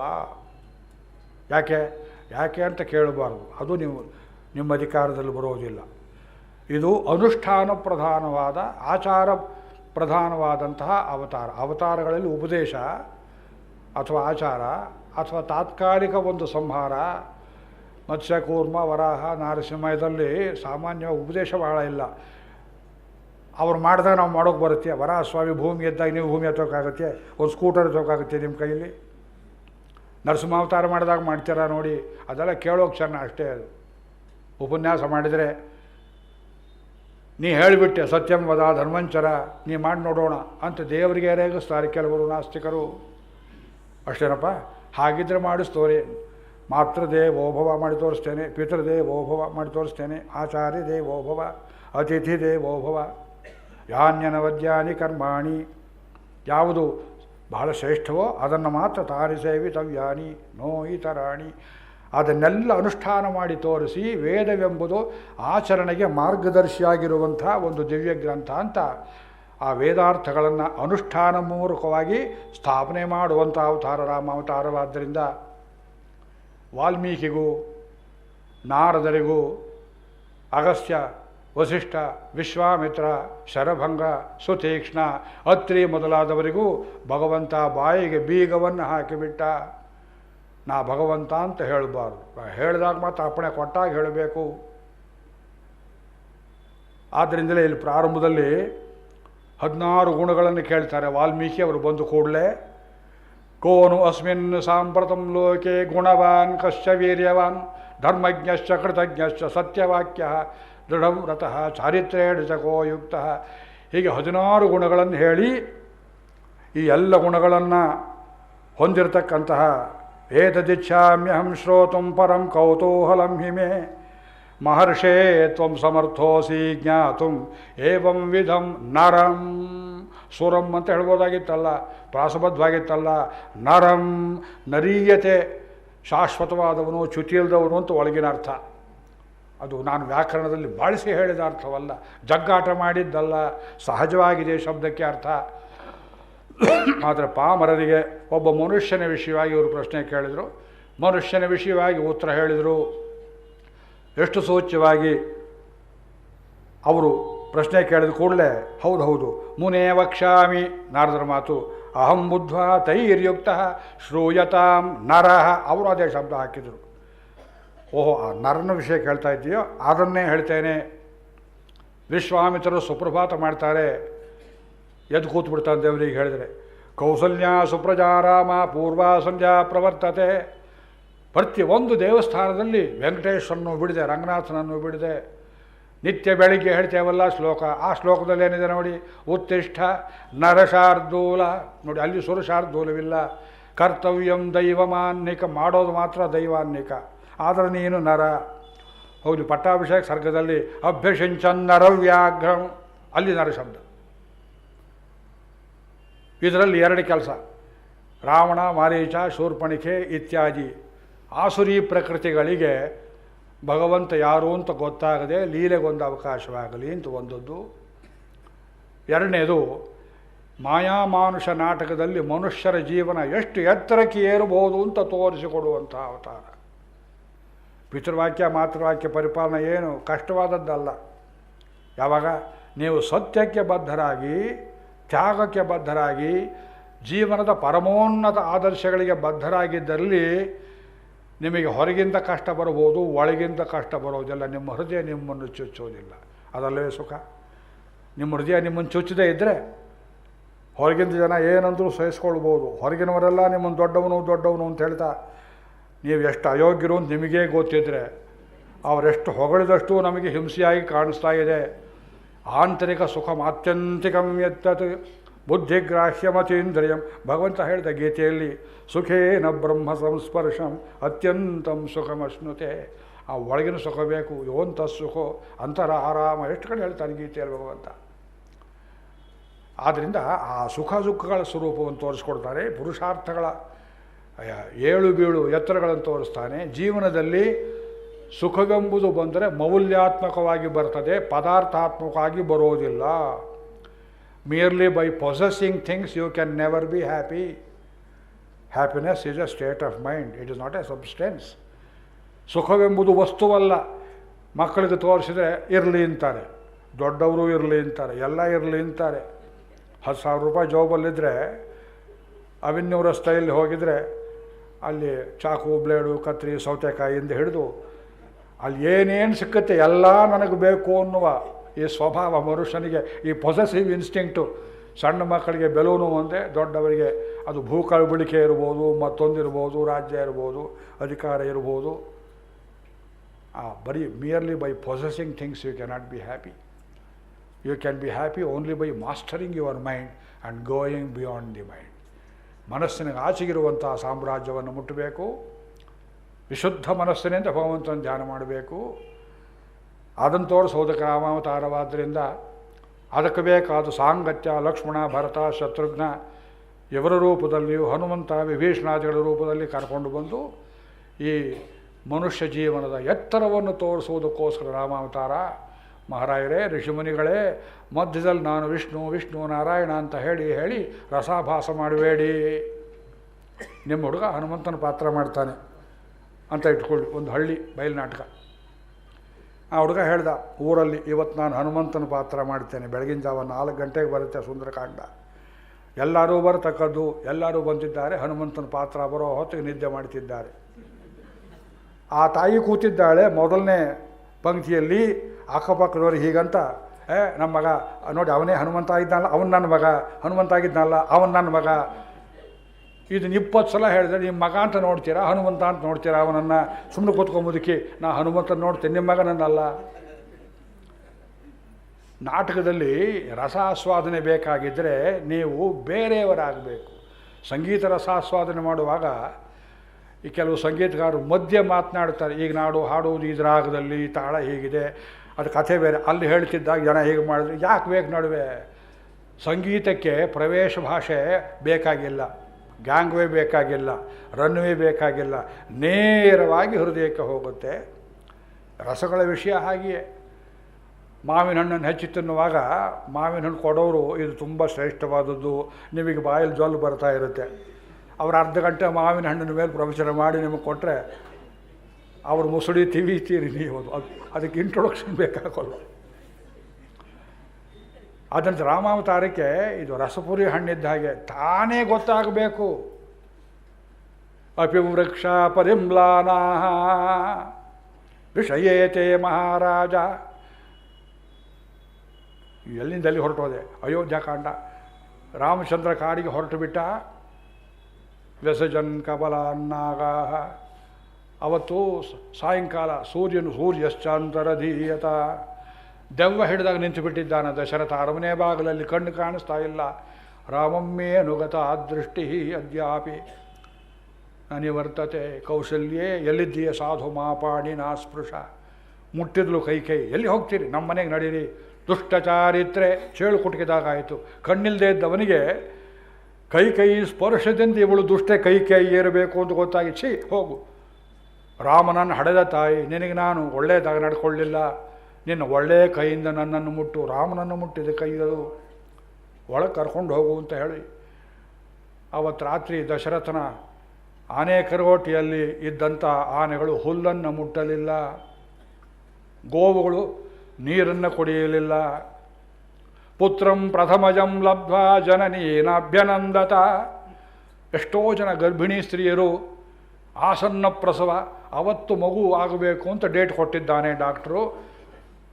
ಆ ಗರ್ಭಿಣಿ ಕೇಳ್ತಾಳೆ, ಮಹಾರಾಯರೇ, ರಾಮ ಕಾಡಿಗೆ ಹೋದ ದಿವಸ ನನ್ನ ಕೆಟ್ಟ ಮಗು ಹುಟ್ಟುವುದು ಬೇಡ, ಇದು ನಾಳೆಯಾಗಲಿ ನಾಡಿದ್ದಾಗಲಿ. ಅಮ್ಮ, ಸಿಸೇರಿಯನ್ ಆಪರೇಷನ್ ಇಲ್ಲ, ನಾನೇನು ಮಾಡಲಿ? ಅದೇ ನಕ್ಷತ್ರದಲ್ಲಿ ಹುಟ್ಟು ಬಿಡುತ್ತೆ ಅದು. ಅವಳು ಎದೆ ಬಡ್ಕೊಳ್ತಾಳೆ. ಗಂಡು ಮಗು ಹುಟ್ಟಿದೆ, ಚೊಚ್ಚಲ ಮಗು, ತಾಯಿ ಸಂತೋಷ ಪಡಬೇಕು. ಪುತ್ರಂ ಪ್ರಥಮಜಂ ಲಬ್ಧ್ವಾ ಜನನೀನಾಭ್ಯನಂದತ. ಆ ಮಗುವನ್ನು ನೋಡಿ ಹೇಳ್ತಾಳೆ ಈ ಮಗು, ಅಯ್ಯೋ ರಾಮ ಕಾಡಿಗೆ ಹೋದ ದಿವಸ ಹುಟ್ಟಿದ ಮಗು, ಇದು ಹುಟ್ಟಿದ ಬ್ಯಾಗ್ ಮಾಡೋದು, ರಾಮ ಹೋದ ಅಂತ ಅಳಬೇಕೆ? ಇದು ಮುಗ್ಧ ಭಕ್ತಿ. ಅವರೆಲ್ಲರಿಗೆ ಗೊತ್ತಾಯಿತು ರಾಮನನ್ನು ಅಲ್ಲಿ ಗಂಗಾ ತೀರದಲ್ಲಿ, ಗಂಗಾ ಯಮುನಾ ನದಿಯ ದಡದಲ್ಲಿ ಬಿಟ್ಟು ಬಂದ ಸುಮಂತ್ರ 3 ದಿವಸ ಅಲ್ಲಿದ್ದು ವಾಪಸ್ ಬಂದವನನ್ನು, ಯಾಕೋ ನೀನು ಇಷ್ಟು ದಿವಸ 5 ದಿವಸ ಮಾಡಿದ್ದೀಯಲ್ಲ, 3 ದಿವಸ ಆಗಬೇಕಾಗಿತ್ತು, ಯಾತಕ್ಕೆ ಬಂದೆ ತಡವಾಗಿ ಅಂದರೆ, ನಾನೇನು ಮಾಡಲಿ, ರಾಮನನ್ನು ಕರ್ಕೊಂಡು ಹೋಗ್ತಾನೋ ಏನೋ ಅಂತ. ಆಶಯ ಯದಿ ವಾ ರಾಮ ಪುನಃ ಶಬ್ದಾಪಯೇದಿತಿ. ಮಗು, ರಾಮ ನಿನ್ನ ಎತ್ತಿ ಬೆಳೆಸ್ತವನು ನಾನು, ನಿಮ್ಮ ಅಪ್ಪನನ್ನೇನು ಕೇಳಲಿಲ್ಲ, ನಿನ್ನೂ ಕೇಳಲಿಲ್ಲ. ಆ ಕೈ ಊರಿಗೆ ನನ್ನ ಅಡ್ಬೇಡವಪ್ಪ, ನನ್ನನ್ನು ಕರ್ಕೊಂಡು ಹೋಗಿಬಿಡು. ನೀವು ಹೋಗದೇ ಇದ್ದರೆ ಈ ರಥವನ್ನು ಸುಟ್ಟು ನಾನು ಸುಟ್ಕೊಂಡ್ಬಿಡ್ತೇನೆ ಅಂತ ಅಳ್ತಾನೆ ಅವನು ಸುಮಂತ್ರ. ಬರ್ತಾನೋ ಏನೋ ರಾಮ ಅಂತ ನಾನು ಸ್ವಲ್ಪ ಕಾಯ್ದೆ ಪ್ರಭು. ಏನು ಆಶ್ಚರ್ಯ ಕಂಡು, ದಾರಿಯಲ್ಲಿ ಯಾರ ನನ್ನನ್ನು ಬೈತಾ ಇದ್ರೇನೋ ಪ್ರಭು, ಅದನ್ನೆಲ್ಲ ಯಾತಕ್ಕೆ ಹೇಳಿ. ಒಂದು ಆಶ್ಚರ್ಯ ಮಾತ್ರ ಹೇಳ್ತೇನೆ. ರಾಮಚಂದ್ರ ಹೋದ ದಾರಿಯಲ್ಲಿ ಅರಣ್ಯದಲ್ಲಿ ಒಂದೊಂದು ಕಡೆಯೂ ಈ ಕಡೆ ಆ ಕಡೆ ದಡದಲ್ಲಿದ್ದ ಮರಗಳು ಸಪುಷ್ಪ ಅಂಕುರ ಕೋರಿಕಾಹ, ಮೊಗ್ಗು ಎಲೆ ಹೀಚು ಕಾಯಿ ಒಂದೂ ಬಿಡದಂತೆ ರಾಮ ಹೋದ ದಿಕ್ಕಿಗೆ ಟೊಂಗೆಗಳನ್ನು ತಿರುಗಿಸಿಕೊಂಡು ಬಾಡಿ ಹೋಗಿವೆ ಪ್ರಭು. ನಾವು ಭೂಮಿಯಲ್ಲಿ ಸಿಕ್ಕಾಕೊಂಡಿದ್ದೇವೆ, ರಾಮ ಹೋದ ಕಡೆಗೆ ಹೋಗೋಕ್ಕಾಗ್ತಾ ಇಲ್ವಲ್ಲ ಅಂತ ಗಿಡ ಮರಗಳು ಅಳ್ತಾ ಇವೆ ಅಂತ ಹೇಳುವ ಪರಿಸ್ಥಿತಿ. ಇಂಥ ಪರಿಸ್ಥಿತಿ, ಇಂಥ ರಸ ಪುಷ್ಟ ಸನ್ನಿವೇಶಗಳನ್ನು ವಾಲ್ಮೀಕಿಯನ್ನು ಬಿಟ್ಟು ಯಾರು ರಚನೆ ಮಾಡಿದ್ದಾರೆ? ಅಯೋಧ್ಯಾಕಾಂಡ ದಾಟಿಕೊಂಡು ಹೋಗೋದು ಎಷ್ಟು ದೊಡ್ಡ ಕಷ್ಟ ನನಗೆ. ಬಾಲಕಾಂಡ ಹಾಗೂ ಹೇಳ್ಬೋದು. ಜ್ಞಾತಿ ಕೇಳಿದ್ದೇವೆ ಅಂದರೆ ಇವರು ತಪಸ್ವಿ, ಅವರು ನಾರದರು ಬಂದರು, ಇವರು ಪ್ರಶ್ನೆ ಕೇಳ್ತಾ ಇದ್ದಾರೆ. ಇದು ಒಂದೊಂದು ಕಡೆಯೂ ಲೌಕಿಕದಲ್ಲಿ ಅನುಭವಿಸಬೇಕಾದಂಥ ಕೆಲವು ಸ್ವಾರಸ್ಯಗಳು. ಈಗ ನಾ ಹೇಳಿದ್ದೇನು ವೇದಾಂತವಲ್ಲ. What it means to love God on the part of even trees. ಗಿಡ ಮರಗಳು ಅನುಭವಿಸ್ತವೆ ಭಗವಂತನನ್ನು.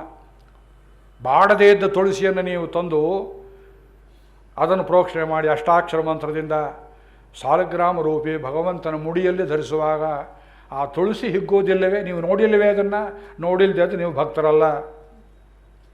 ನಿಮಗಿಲ್ಲ ಆ ಭಾಗ್ಯ. ಸಾಲಗ್ರಾಮದ ನೀವು ಕೂತ್ಕೊಳ್ಳೋಕ್ಕಾಗೋದಿಲ್ಲ. ಒಂದು ತುಳಸಿ ದಳವನ್ನು ಅದರ ಮೇಲಿಟ್ಟರೆ ಶಿರಸ ತಲೆಯೊಡ್ಡಿ ಭಗವಂತ ಸ್ವೀಕಾರ ಮಾಡ್ತಾನೆ. ಆ ತುಳಸಿ ಹಿಗ್ಗುತ್ತೆ. ನನ್ನ ಜನ್ಮ ಸಾರ್ಥಕವಾಯಿತು.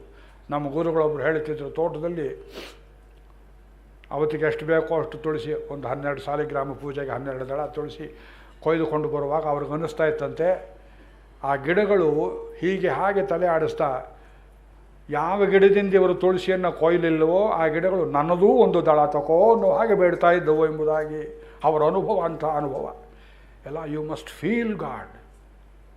ನಾನು ಅರ್ಥ ಹೇಳೋದಲ್ಲ, ಇದು ಅನುಭವೈಕ ವೇದ್ಯವಾದದ್ದು ರಾಮಗುಣ. ರಾಮಾಯಣದ ತುಂಬ ರಾಮಚಂದ್ರ ಸ್ವಾಮಿಯ ಗುಣ. ಇದು 30 ದಿವಸ ಆಗೋ ಹೊತ್ತಿಗೆ ನೀವು ಪೂರ್ತಿ ಉಜ್ಜಿದ ಕಲ್ಲು, ನಮ್ಮ ಹರಿದ್ವಾರದ ಗಂಗೆ ಕಲ್ಲಾಗಿರ್ತೀರಿ, ಕಾಡುಗಲ್ಲಾಗಿರೋದಿಲ್ಲ. ಆ ಅನುಭವವನ್ನು ವಾಲ್ಮೀಕಿ ಕೈಯಲ್ಲಿ ಬರೆಸಬೇಕು ಅಂತ ಬಂದಿದ್ದಾರೆ ನಾರದರು. ಅವರು ಬರೀ ನಾರಾಯಣ ಸ್ಮರಣೆ ಮಾಡ್ತಾ ಮಹತಿ ಆ ತಂಬೂರಿಯನ್ನು ಮೀಡ್ತಾ ಇದ್ದವರು. ಮೊದಲನೇ ಆಶ್ಚರ್ಯ ಅದು. ಪ್ರಥಮಂ ಅತರ್ಕಿತಂ ನಾರದಾಗಮನಂ ತತಶ್ಚ ಲೋಕೋತ್ತರ ವಿಷಯಕಃ ಪ್ರಶ್ನ. ಇವರು ಬರ್ತಾರೆ ಬೆಳಗ್ಗೆ, ಇನ್ನೂ ಸೂರ್ಯೋದಯ ಹೊತ್ತು ಬಂದುಬಿಟ್ಟಿದ್ದಾರೆ ನಾರದರು.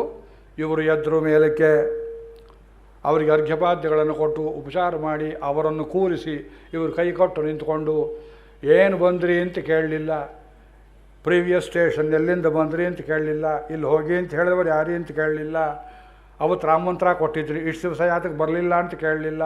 ದಿಢೀರಂತ ಒಂದು ಪ್ರಶ್ನೆ ಬಂದುಬಿಡ್ತು ಅವ್ರ ಬಾಯಲ್ಲಿ. ಸ್ವಾಮಿ ಗುರುಗಳೇ, ನಾರದರೆ, ನೀವು ನಾವು ಮಾತನಾಡುವ ಇದೇ ಸಮಕಾಲದಲ್ಲಿ, ಇದೇ ದೇಶದಲ್ಲಿ, ಇದೇ ಭೂಮಿಯಲ್ಲಿ ಈಗ ನಾನು ಹೇಳುವ 16 ಗುಣ ಸಂಪನ್ನನಾದ ಮಹಾಪುರುಷ ಎಲ್ಲಿದ್ದಾನೆ? ಬರೀ ಕಾವ್ಯ ದೃಷ್ಟಿಯನ್ನು ನೋಡಿದವರಿಗೆ ಯಾವನೊಬ್ಬ ನ್ಯಾಷನಲ್ ಹೀರೋ, ದೊಡ್ಡ ಮನುಷ್ಯನ ವಿಷಯವಾಗಿ 16 ಪ್ರಶ್ನೆ ಕೇಳಿದರು. ಹೋಯಿತು. ನಿಮ್ಗೆ ಹೇಳಿಕೊಟ್ಟವರು ದಂಡ, ನೀವು ಕೇಳಿದ್ದು ದಂಡ. ಅದು ಮರ್ಮ ನೋಡಿ. 16 ಗುಣಗಳನ್ನು ಹೇಳುವಾಗ ಮೊದಲನೇದು ಅಣ್ಣಂಗರಾಚಾರ್ಯ ಸ್ವಾಮಿಗಳು, ಗುಣವಾನ್ ಕಶ್ಯ ವೀರ್ಯವಂತ ಅಂದರೂ ಒಂದು ಗುಣ, ಧರ್ಮಜ್ಞ ಅಂದರೂ ಒಂದು ಗುಣ, ಕೃತಜ್ಞ ಅಂದರೂ ಒಂದು ಗುಣ, ಸತ್ಯವಾಕ್ಯ ಅಂದರೂ ಅದು ಒಂದು ಗುಣ, ದೃಢವ್ರತ ಅಂದರೂ ಒಂದು ಗುಣ. ಈ ಗುಣಗಳನ್ನು ಬಿಟ್ಟು ಪ್ರತ್ಯೇಕವಾಗಿ ಗುಣವಾನ್ ಅಂತ ಅದು ಒಂದು ಹೇಳಿದ್ದಾರಲ್ಲ ಮೊದಲಲ್ಲಿ. ಅದು ಒಂದೇ ಹೇಳಿದರೆ ಸಾಕಾಗಿತ್ತಲ್ಲ. ಈ 15 ಅದರಲ್ಲೇ ಅಡಕವಾಗ್ತಿತ್ತಲ್ಲ. ಆ 15 ಒಂದು ತಟ್ಟೆಯಲ್ಲಿ ಹಾಕಿ ತಕ್ಕಡಿಯಲ್ಲಿ ಇದೊಂದನ್ನೇ ಪ್ರತ್ಯೇಕವಾಗಿ ಆತಕ್ಕೆ ಹಾಕಿದರು ಅಂತ ಕೇಳಿದರೆ 15 ನಿಮಿಷ ತಗೊಳ್ಳುತ್ತೆ. ಅದು ಕ್ಯಾಲ್ಕುಲೇಟ್ ಮಾಡ್ತಾ ಇದ್ದೇನೆ. ಒಂದೊಂದು ಪ್ರಮೇಯ ಎತ್ತಿದರೆ ಇದೆಷ್ಟೆಷ್ಟೊತ್ತು ವೇಳೆ ಹಿಡಿಯುತ್ತೆ. ನಮ್ಮಲ್ಲಿ ಸೊಲ್ಲು ಮುಡಿಯುಮೋ? ಆ ಇರುವ ವೇಳೆಯಲ್ಲಿ ಹೇಳೋಕ್ಕೆ ಸಾಧ್ಯವಾಗುತ್ತೋ ಶಕ್ಯ ಆಗೋದಿಲ್ಲ ಅಂತ ಅಳತೆ ಮಾಡಿ ಮಾಡಿ ನಿಲ್ಲಿಸಬೇಕು. ಈ ಗೋಳ ನೀ ಕೇಳು ನರಸಿಂಗ ದಯಾಳು, ಇನ್ನೊಬ್ರಿಗೆ ಹೇಳೋಕೆ ಬರೋದಿಲ್ಲ ಗೋಳು. ಮೊದಲನೇ ಗುಣ ಯಾವುದು? ಯಾವುದೊಂದು ಗುಣವಿಲ್ಲದಿದ್ದರೆ ಉಳಿದಿದ್ದೆಲ್ಲ ಗುಣವೂ ದುರ್ಗುಣಗಳಾಗುತ್ತಿದ್ವೋ ಅದೇ ಮಹಾಗುಣ. ವೃಷಗಿರಿ ಮೇಧಿ ಗುಣಾ ಬೋಧ ಬಲೈಶ್ವರ್ಯ ವೀರ್ಯಶಕ್ತಿ ಪ್ರಮುಖಾ ದೋಷಾ ಭವೇಯುರೇತೆ ಯಜಿನಾ ಮದಯೇ ತ್ವಯಾ ವಿನಾ ಭೂತ. ಭಗವಂತನ ದಯಾಗುಣವೆಂಬುದು, ಸೌಶೀಲ್ಯ ಗುಣ ಎಂಬುದು, ಆ ವಾತ್ಸಲ್ಯ ಗುಣ ಎಂಬುದು ಒಂದಿಲ್ಲದೆ ಇದ್ದರೆ ಅವನಿಗೆ ಎಷ್ಟು ಬಲ ಇದ್ದರೇನು, ಎಷ್ಟು ಶಕ್ತಿ ಇದ್ದರೇನು, ಎಷ್ಟು ಜ್ಞಾನ ಇದ್ದರೇನು ಅದೆಲ್ಲವೂ ಲೋಕವನ್ನು ಕೊಲ್ಲುವುದಕ್ಕೆ ಉಪಯೋಗವಾಗುತ್ತೆ ಹೊರತು ಒಬ್ಬರ ಕೈಯಲ್ಲಿ ಕತ್ತಿ ಇದೆ, ಸ್ವಾಮಿ ತುಂಬ ಶಕ್ತಿ, ಬೇಕಾದ್ರೆ ಒಂದೇ ಏಟಿಗೆ ತಲೆ ತೆಗಿತಾರೆ.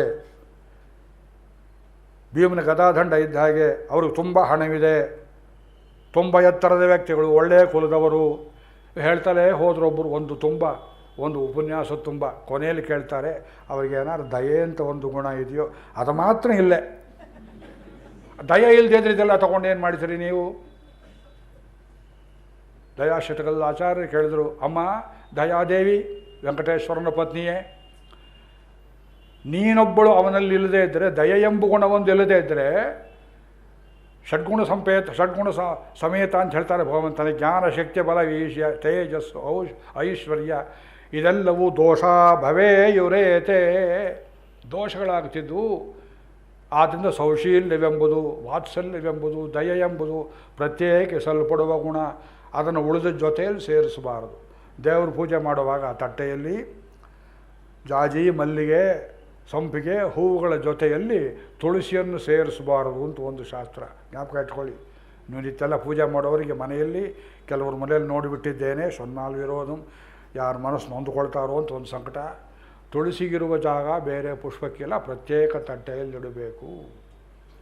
ಭಗವಂತನ ಪಾದದಲ್ಲಿ ತುಳಸಿ ಇದ್ದದ್ದನ್ನು ನೋಡಿ ಎದೆಯಲ್ಲಿ ಕುಳಿತಿದ್ದ ಲಕ್ಷ್ಮಿಗೆ ಅಸೂಯೆಯುಂಟಾಗಿ ಬಂದವರೆಲ್ಲ ಅವಳಿಗೆ ನಮಸ್ಕಾರ ಮಾಡ್ತಾರೆ. ಮೊದಲು ಭಗವತ್ಪಾದಕ್ಕೆ ನಮಸ್ಕಾರ ಮಾಡೋ ನೆಪದಲ್ಲಿಂತ ತಾನೇ ಕೆಳಗೆ ಇಳಿದು ಬಂದಳು ಪಾದದಲ್ಲಿ ಎಂಬುದಾಗಿ ಬ್ರಾಹ್ಮಣ ಪತ್ನಿಯರು ಕೃಷ್ಣನನ್ನು ಸ್ತೋತ್ರ ಮಾಡುವ ಶ್ರೀಮದ್ ಭಾಗವತ ದಶಮಸ್ಕಂದ ಪೂರ್ವಾರ್ಧದ ಶ್ಲೋಕ ಹೇಳಿದ್ದೆ ಒಂದು ಸಲ ತನಗೆ.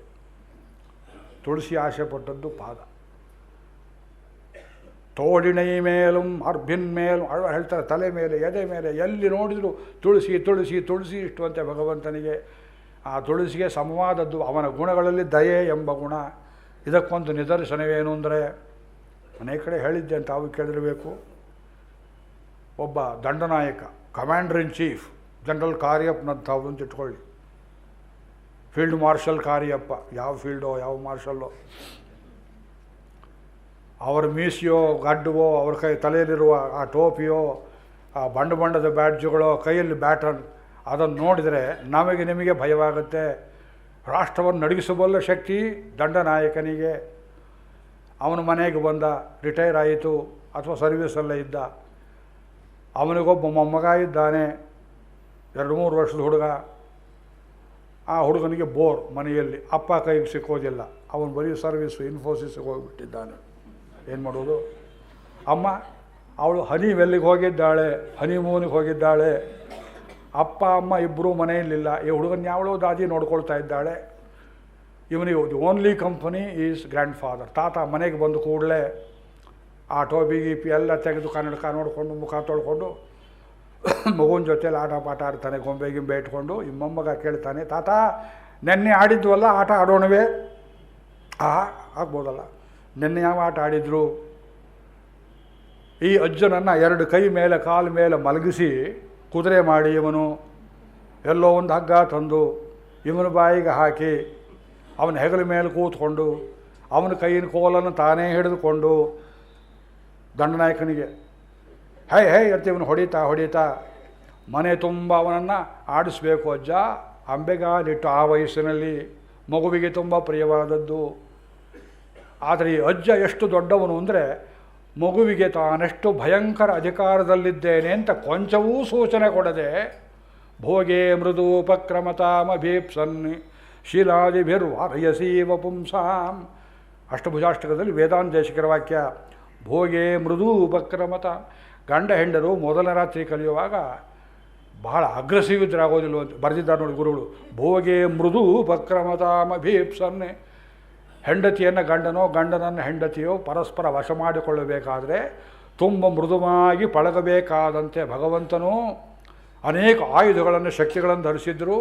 ಬಂದ ಭಕ್ತರನ್ನು ತಾನು ಪಳಗಿಸಿ ಒಳಗೆ ಕರೆದುಕೊಂಡು ಬಾಯಿಲಿ ನೀರು ಬರಲ್ಲ, ನೀನು ಬರ್ಬೋದು ಅಂತ ದೂರದ ಅಭಿಮುಖ್ಯಂ. 7ನೇ ಪ್ರಾಕಾರಾಚೆಗೆ ನೀನು ಬರ್ಬೋದು ಅಂತ ರಂಗನಾಥ ಕರೋ ಹಾಗೆ ಸ್ವಾಮಿ ತನ್ನ ಗುಣಗಳನ್ನು, ಪರತ್ವಾದಿ ಗುಣಗಳನ್ನು, ಶಕ್ತಿ ಜ್ಞಾನ ಬಲ ಐಶ್ವರ್ಯಾದಿಗಳನ್ನು ಮರೆಸಿಕೊಂಡು ಭಕ್ತರಿಗೆ ಸುಲಭರಾಗಿದ್ದಾನೆ ಅಂತ ತೋರಿಸಿಕೊಡುವ, ಭಕ್ತರ ಜೊತೆಯಲ್ಲಿ ಸುಲಭವಾಗಿ ಬೆರೆಯುವ, ಈ ಗುಣಕ್ಕೆ ಗುಣವಾನ್ ಮೊದಲ ಜಾಗದಲ್ಲಿ ಮಹರ್ಷಿ ವಾಲ್ಮೀಕಿ ಇದನ್ನಿಟ್ಟರು.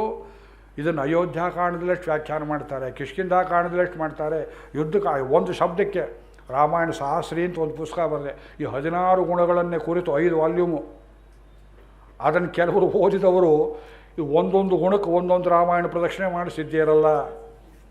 ಸಾಹಸ್ರಿ 1000 ಗುಣ ಆಗಿದ್ರೆ ಏನು ಗತಿ, 1000 ಪ್ರದಕ್ಷಿಣೆ ಆಗ್ತಿತ್ತು ನಿಮಗೆ.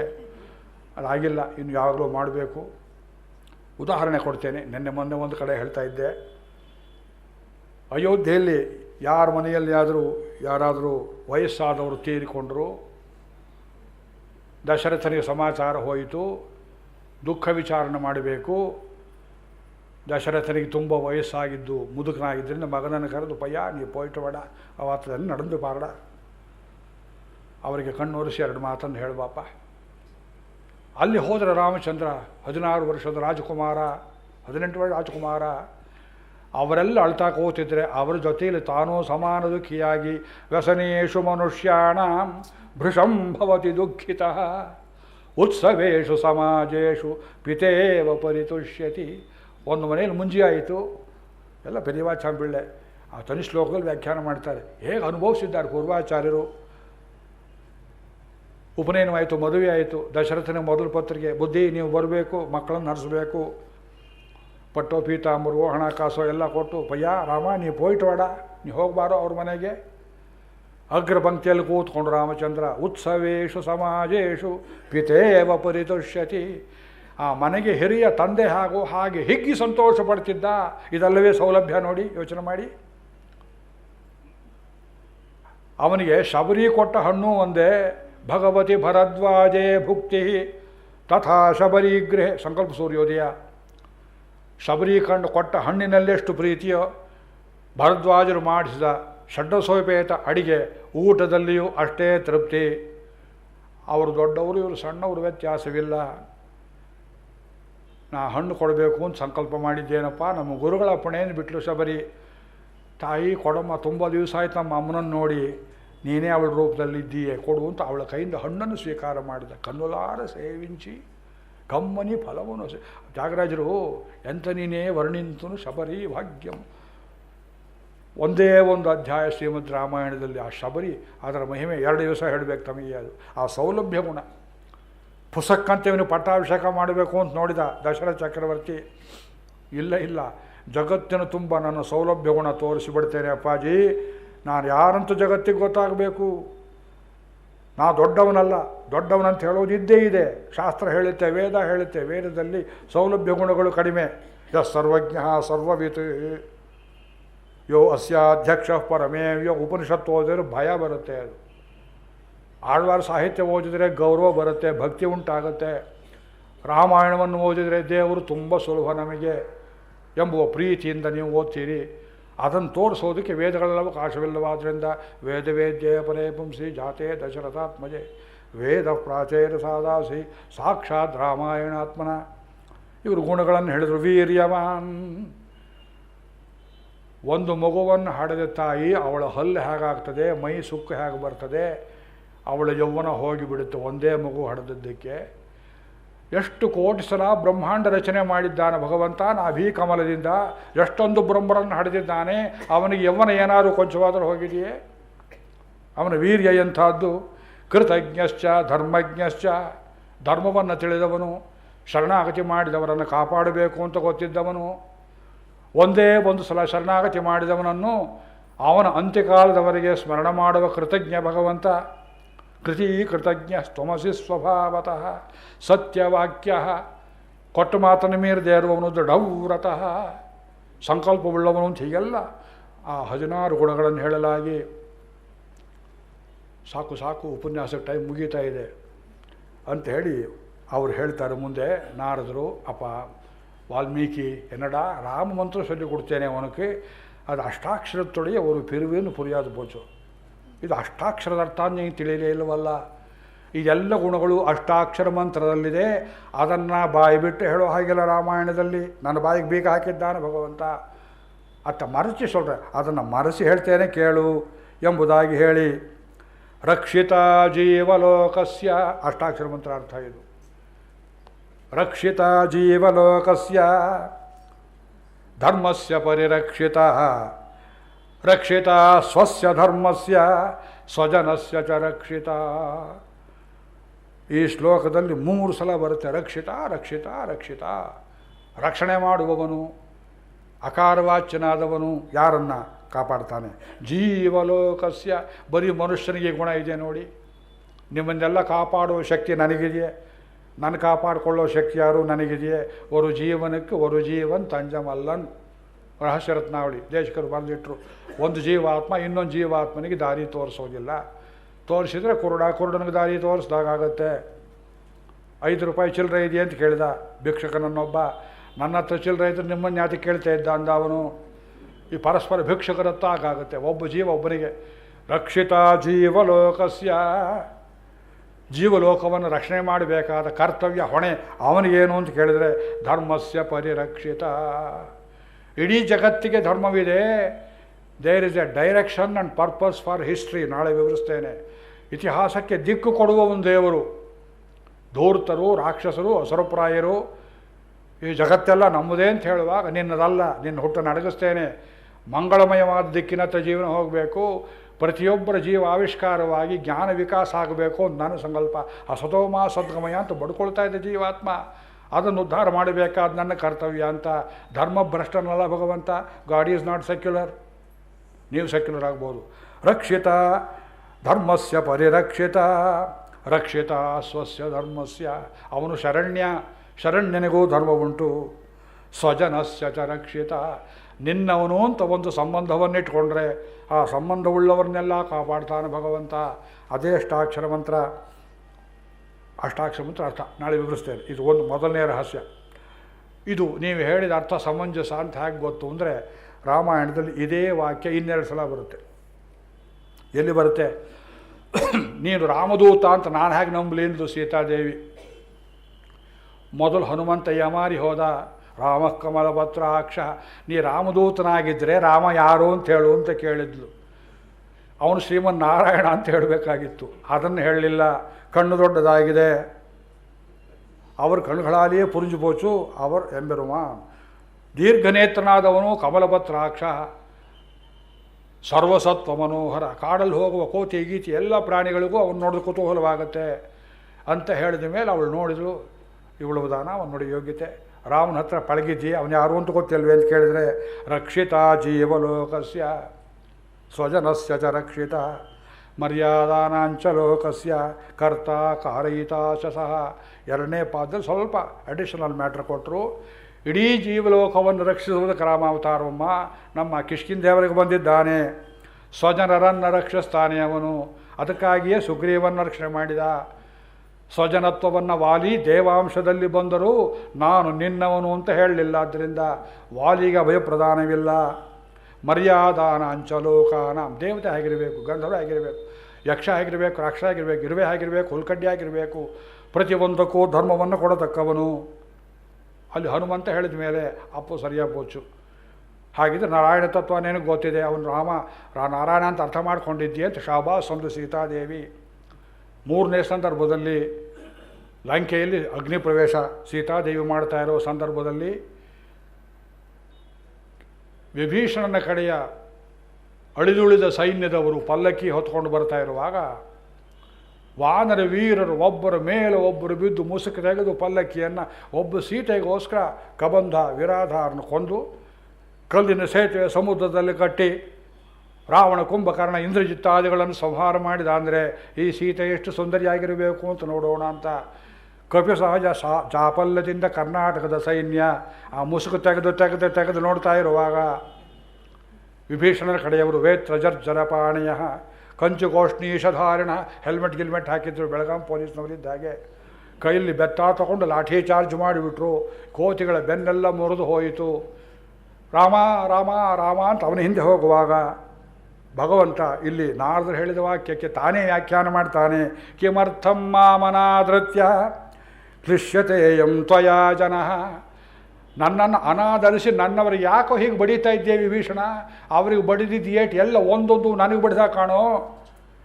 ನಿವರ್ತಯೇನ ಮುದ್ಯೋಗಂ ಜನೋಯಂ ಸ್ವಜನೋ ಮಮ, ಇವರೆಲ್ಲ ನನ್ನವರಪ್ಪ ಅಂತ ರಾಮಚಂದ್ರ. ಅವರನ್ನು ಕೋತಿಗಳು ಅಂತ ಅನಿಸ್ಲಿಲ್ಲ, ಪ್ರಪನ್ನರು. ಹನುಮಂತನ ಮೂಲಕ, ಸುಗ್ರೀವನ ಮೂಲಕ ಅವರೆಲ್ಲ ಪ್ರಪನ್ನರು ಅಂತ ಏನು ಅಂಗೀಕಾರವನ್ನು ಮಾಡಿದ ಅದನ್ನೇ ಅಭಯಂ ಸರ್ವಭೂತೇಭ್ಯ ದದಾಮಿ. ಯಾರಿಗೆ? ತವಾಸ್ಮಿ ಇತಿ ಚ ಯಾಚತೆ. ಈ ಸಂಬಂಧವನ್ನು ಹೇಳ್ಕೋಬೇಕು.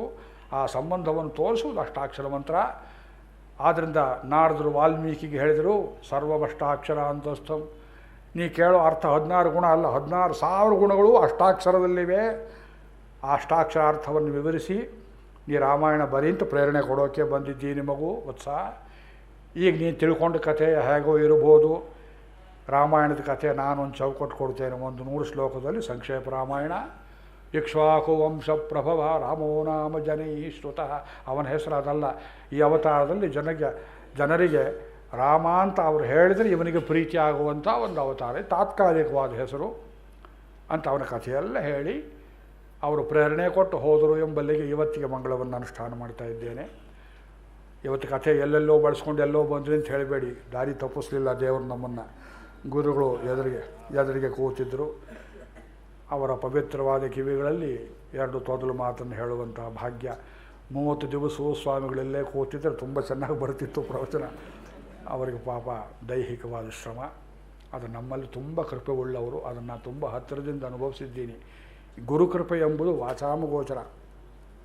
ಈ ನಾರದರ ಕೃಪೆ ಹೇಗೆ ಬಂತು? ಅದಕ್ಕೆ ದೇಶಿಕರು ಒಂದು ಶ್ಲೋಕ ಹೇಳ್ತಾರೆ, ಈಶ್ವರನ ಕೃಪೆ ಬರೋದು ಭಾಳ ಸುಲಭವಂತೆ, ಗುರುಕೃಪೆ ಬರೋದು ಕಷ್ಟ. ಗುರುಕೃಪೆ ಬರಬೇಕಾದ್ರೆ 6 ಸಂಗತಿಗಳು ಒದಗಿ ಬರಬೇಕು. ಮೊದಲನೇದು ಈಶ್ವರಸ್ಯ ಚ ಸೌಹಾರ್ದಂ. ದೇವರ ಕರುಣೆ ಇದ್ದರೆ ಗುರು ಸಿಗ್ತಾನೆ. ಯದೃಚ್ಛಾ ಸುಕೃತಂ ತಥಾ. ನಿಮಗೆ ಗೊತ್ತಿಲ್ಲದೆ ಜನ್ಮಾಂತರದ ಮಾಡಿದಂಥ ಒಂದು ಸುಕೃತ ವಿಶೇಷ. ವಿಷ್ಣು ಕಟಾಕ್ಷಂ. ಭಗವಂತನ ಕರುಣೆ ಎಂಬುದು ನಿಮ್ಮ ಮೇಲೆ ಬೀಳ್ತಕ್ಕಂಥ ಒಂದು ಕಾಲಪಕ್ವಾಗಬೇಕು. ಅದ್ವೇಷಂ. ಭಗವಂತನಲ್ಲಿ ದ್ವೇಷ ಗೀಷ ಇರಬಾರದು. ಆಭಿಮುಖ್ಯಂ ಚ ಸಾತ್ವಿಕೈ ಸಂಭಾಷಣಂ. ಭಗವಂತನ ಕಡೆ ಹೋಗಬೇಕು ಅಂತ ಒಂದು ಪ್ರಯತ್ನ. ಸತ್ಪುರುಷರ ಜೊತೆಯಲ್ಲಿ ಸತ್ಸಂಗ ಸಮಾಗಮ. ಇದು 6 ಫ್ಯಾಕ್ಟರ್ಸ್ ಇದ್ದರೆ ಆಚಾರ್ಯ ಪ್ರಾಪ್ತಿ. ಸದಾಚಾರ್ಯರು ಸದ್ಗುರುಗಳು ಸಿಕ್ಕಬೇಕಾದ್ರೆ ತಪಸ್ಸು ಮಾಡಬೇಕು. ಅವರೇ ಹುಡುಕೊಂಡು ಬಂದರು ವಾಲ್ಮೀಕಿಯನ್ನು ಅಂತ ಕಥೆ ಆರಂಭವಾಗ್ತಾ ಇದೆ. ನಾಳಿನ ಪ್ರವಚನದಲ್ಲಿ ಈ ಸಂಕ್ಷೇಪ ರಾಮಾಯಣದಲ್ಲಿ ಆ ಸಣ್ಣ ಸಣ್ಣ ಶ್ಲೋಕಗಳಲ್ಲಿ ಏನು ಚಮತ್ಕಾರ ಇಟ್ಟಿದ್ದಾರೆ ವಾಲ್ಮೀಕಿ. ಅವರು ಕೇಳಿದ್ದರಲ್ಲಿ 1-2 ಶ್ಲೋಕವನ್ನು ತಮಗೆ ವಿವರಿಸಿ ಕ್ರೌಂಚ ಪ್ರಸಂಗವನ್ನು ಹೇಳಿ ಸಾಧ್ಯವಾದರೆ ಮುಂದಕ್ಕೆ ಹೋಗಿ ಬ್ರಹ್ಮದೇವರು ಬಂದದ್ದು ರಾಮಾಯಣ ರಚನೆಯನ್ನು ಹೇಳ್ತೇನೆ ಅಂತ ಇನ್ನು ಮಂಗಳವನ್ನು ಮಾಡೋಣ. ಮಂಗಳ ಆಗ್ಬೋದಾ? ಬಹಳ ಹೊತ್ತು ತಗೊಳ್ಳೋದಿಲ್ಲ, 1 ನಿಮಿಷ. ಎಲ್ಲರೂ ಕೂತ್ಕೊಂಡು ಕೇಳಬೇಕು. ಮಂಗಳಂ ಕೋಸಲೇಂದ್ರಾಯ ಮಾನೀಯ ಗುಣಾಬ್ಧಯೇ ಚಕ್ರವರ್ತಿ ತನೂಜಾಯ ಸಾರ್ವಭೌಮಾಯ ಮಂಗಳಂ. ಮಂಗಳಾಶಾಸನಪರೈ ಮದಾಚಾರ್ಯ ಪುರೋಗಮೈ ಸರ್ವೈಶ್ಚ ಪೂರ್ವೈರಾಚಾರ್ಯೈ ಸತ್ಕೃತಾಯಾಸ್ತು ಮಂಗಳಂ. ಸ್ವಸ್ತಿ ಪ್ರಜಾಭ್ಯ ಪರಿಪಾಲಯಂತ ನ್ಯಾಯೇನ ಮಾರ್ಗೇಣ ಮಹಿಂ ಮಹಿಷಾಃ. ಗೋ ಬ್ರಾಹ್ಮಣೇಭ್ಯ ಶುಭವಸ್ತರಿತಂ. ಲೋಕಾಃ ಸಮಸ್ತಾಃ ಸುಖಿನೋ ಭವಂತು. ಮಂಗಳಂ ಮಂಗಳಂ ಮಂಗಳಂ. ನಿತ್ಯಶ್ರೀರ್ನಿತ್ಯಮಂಗಳಂ.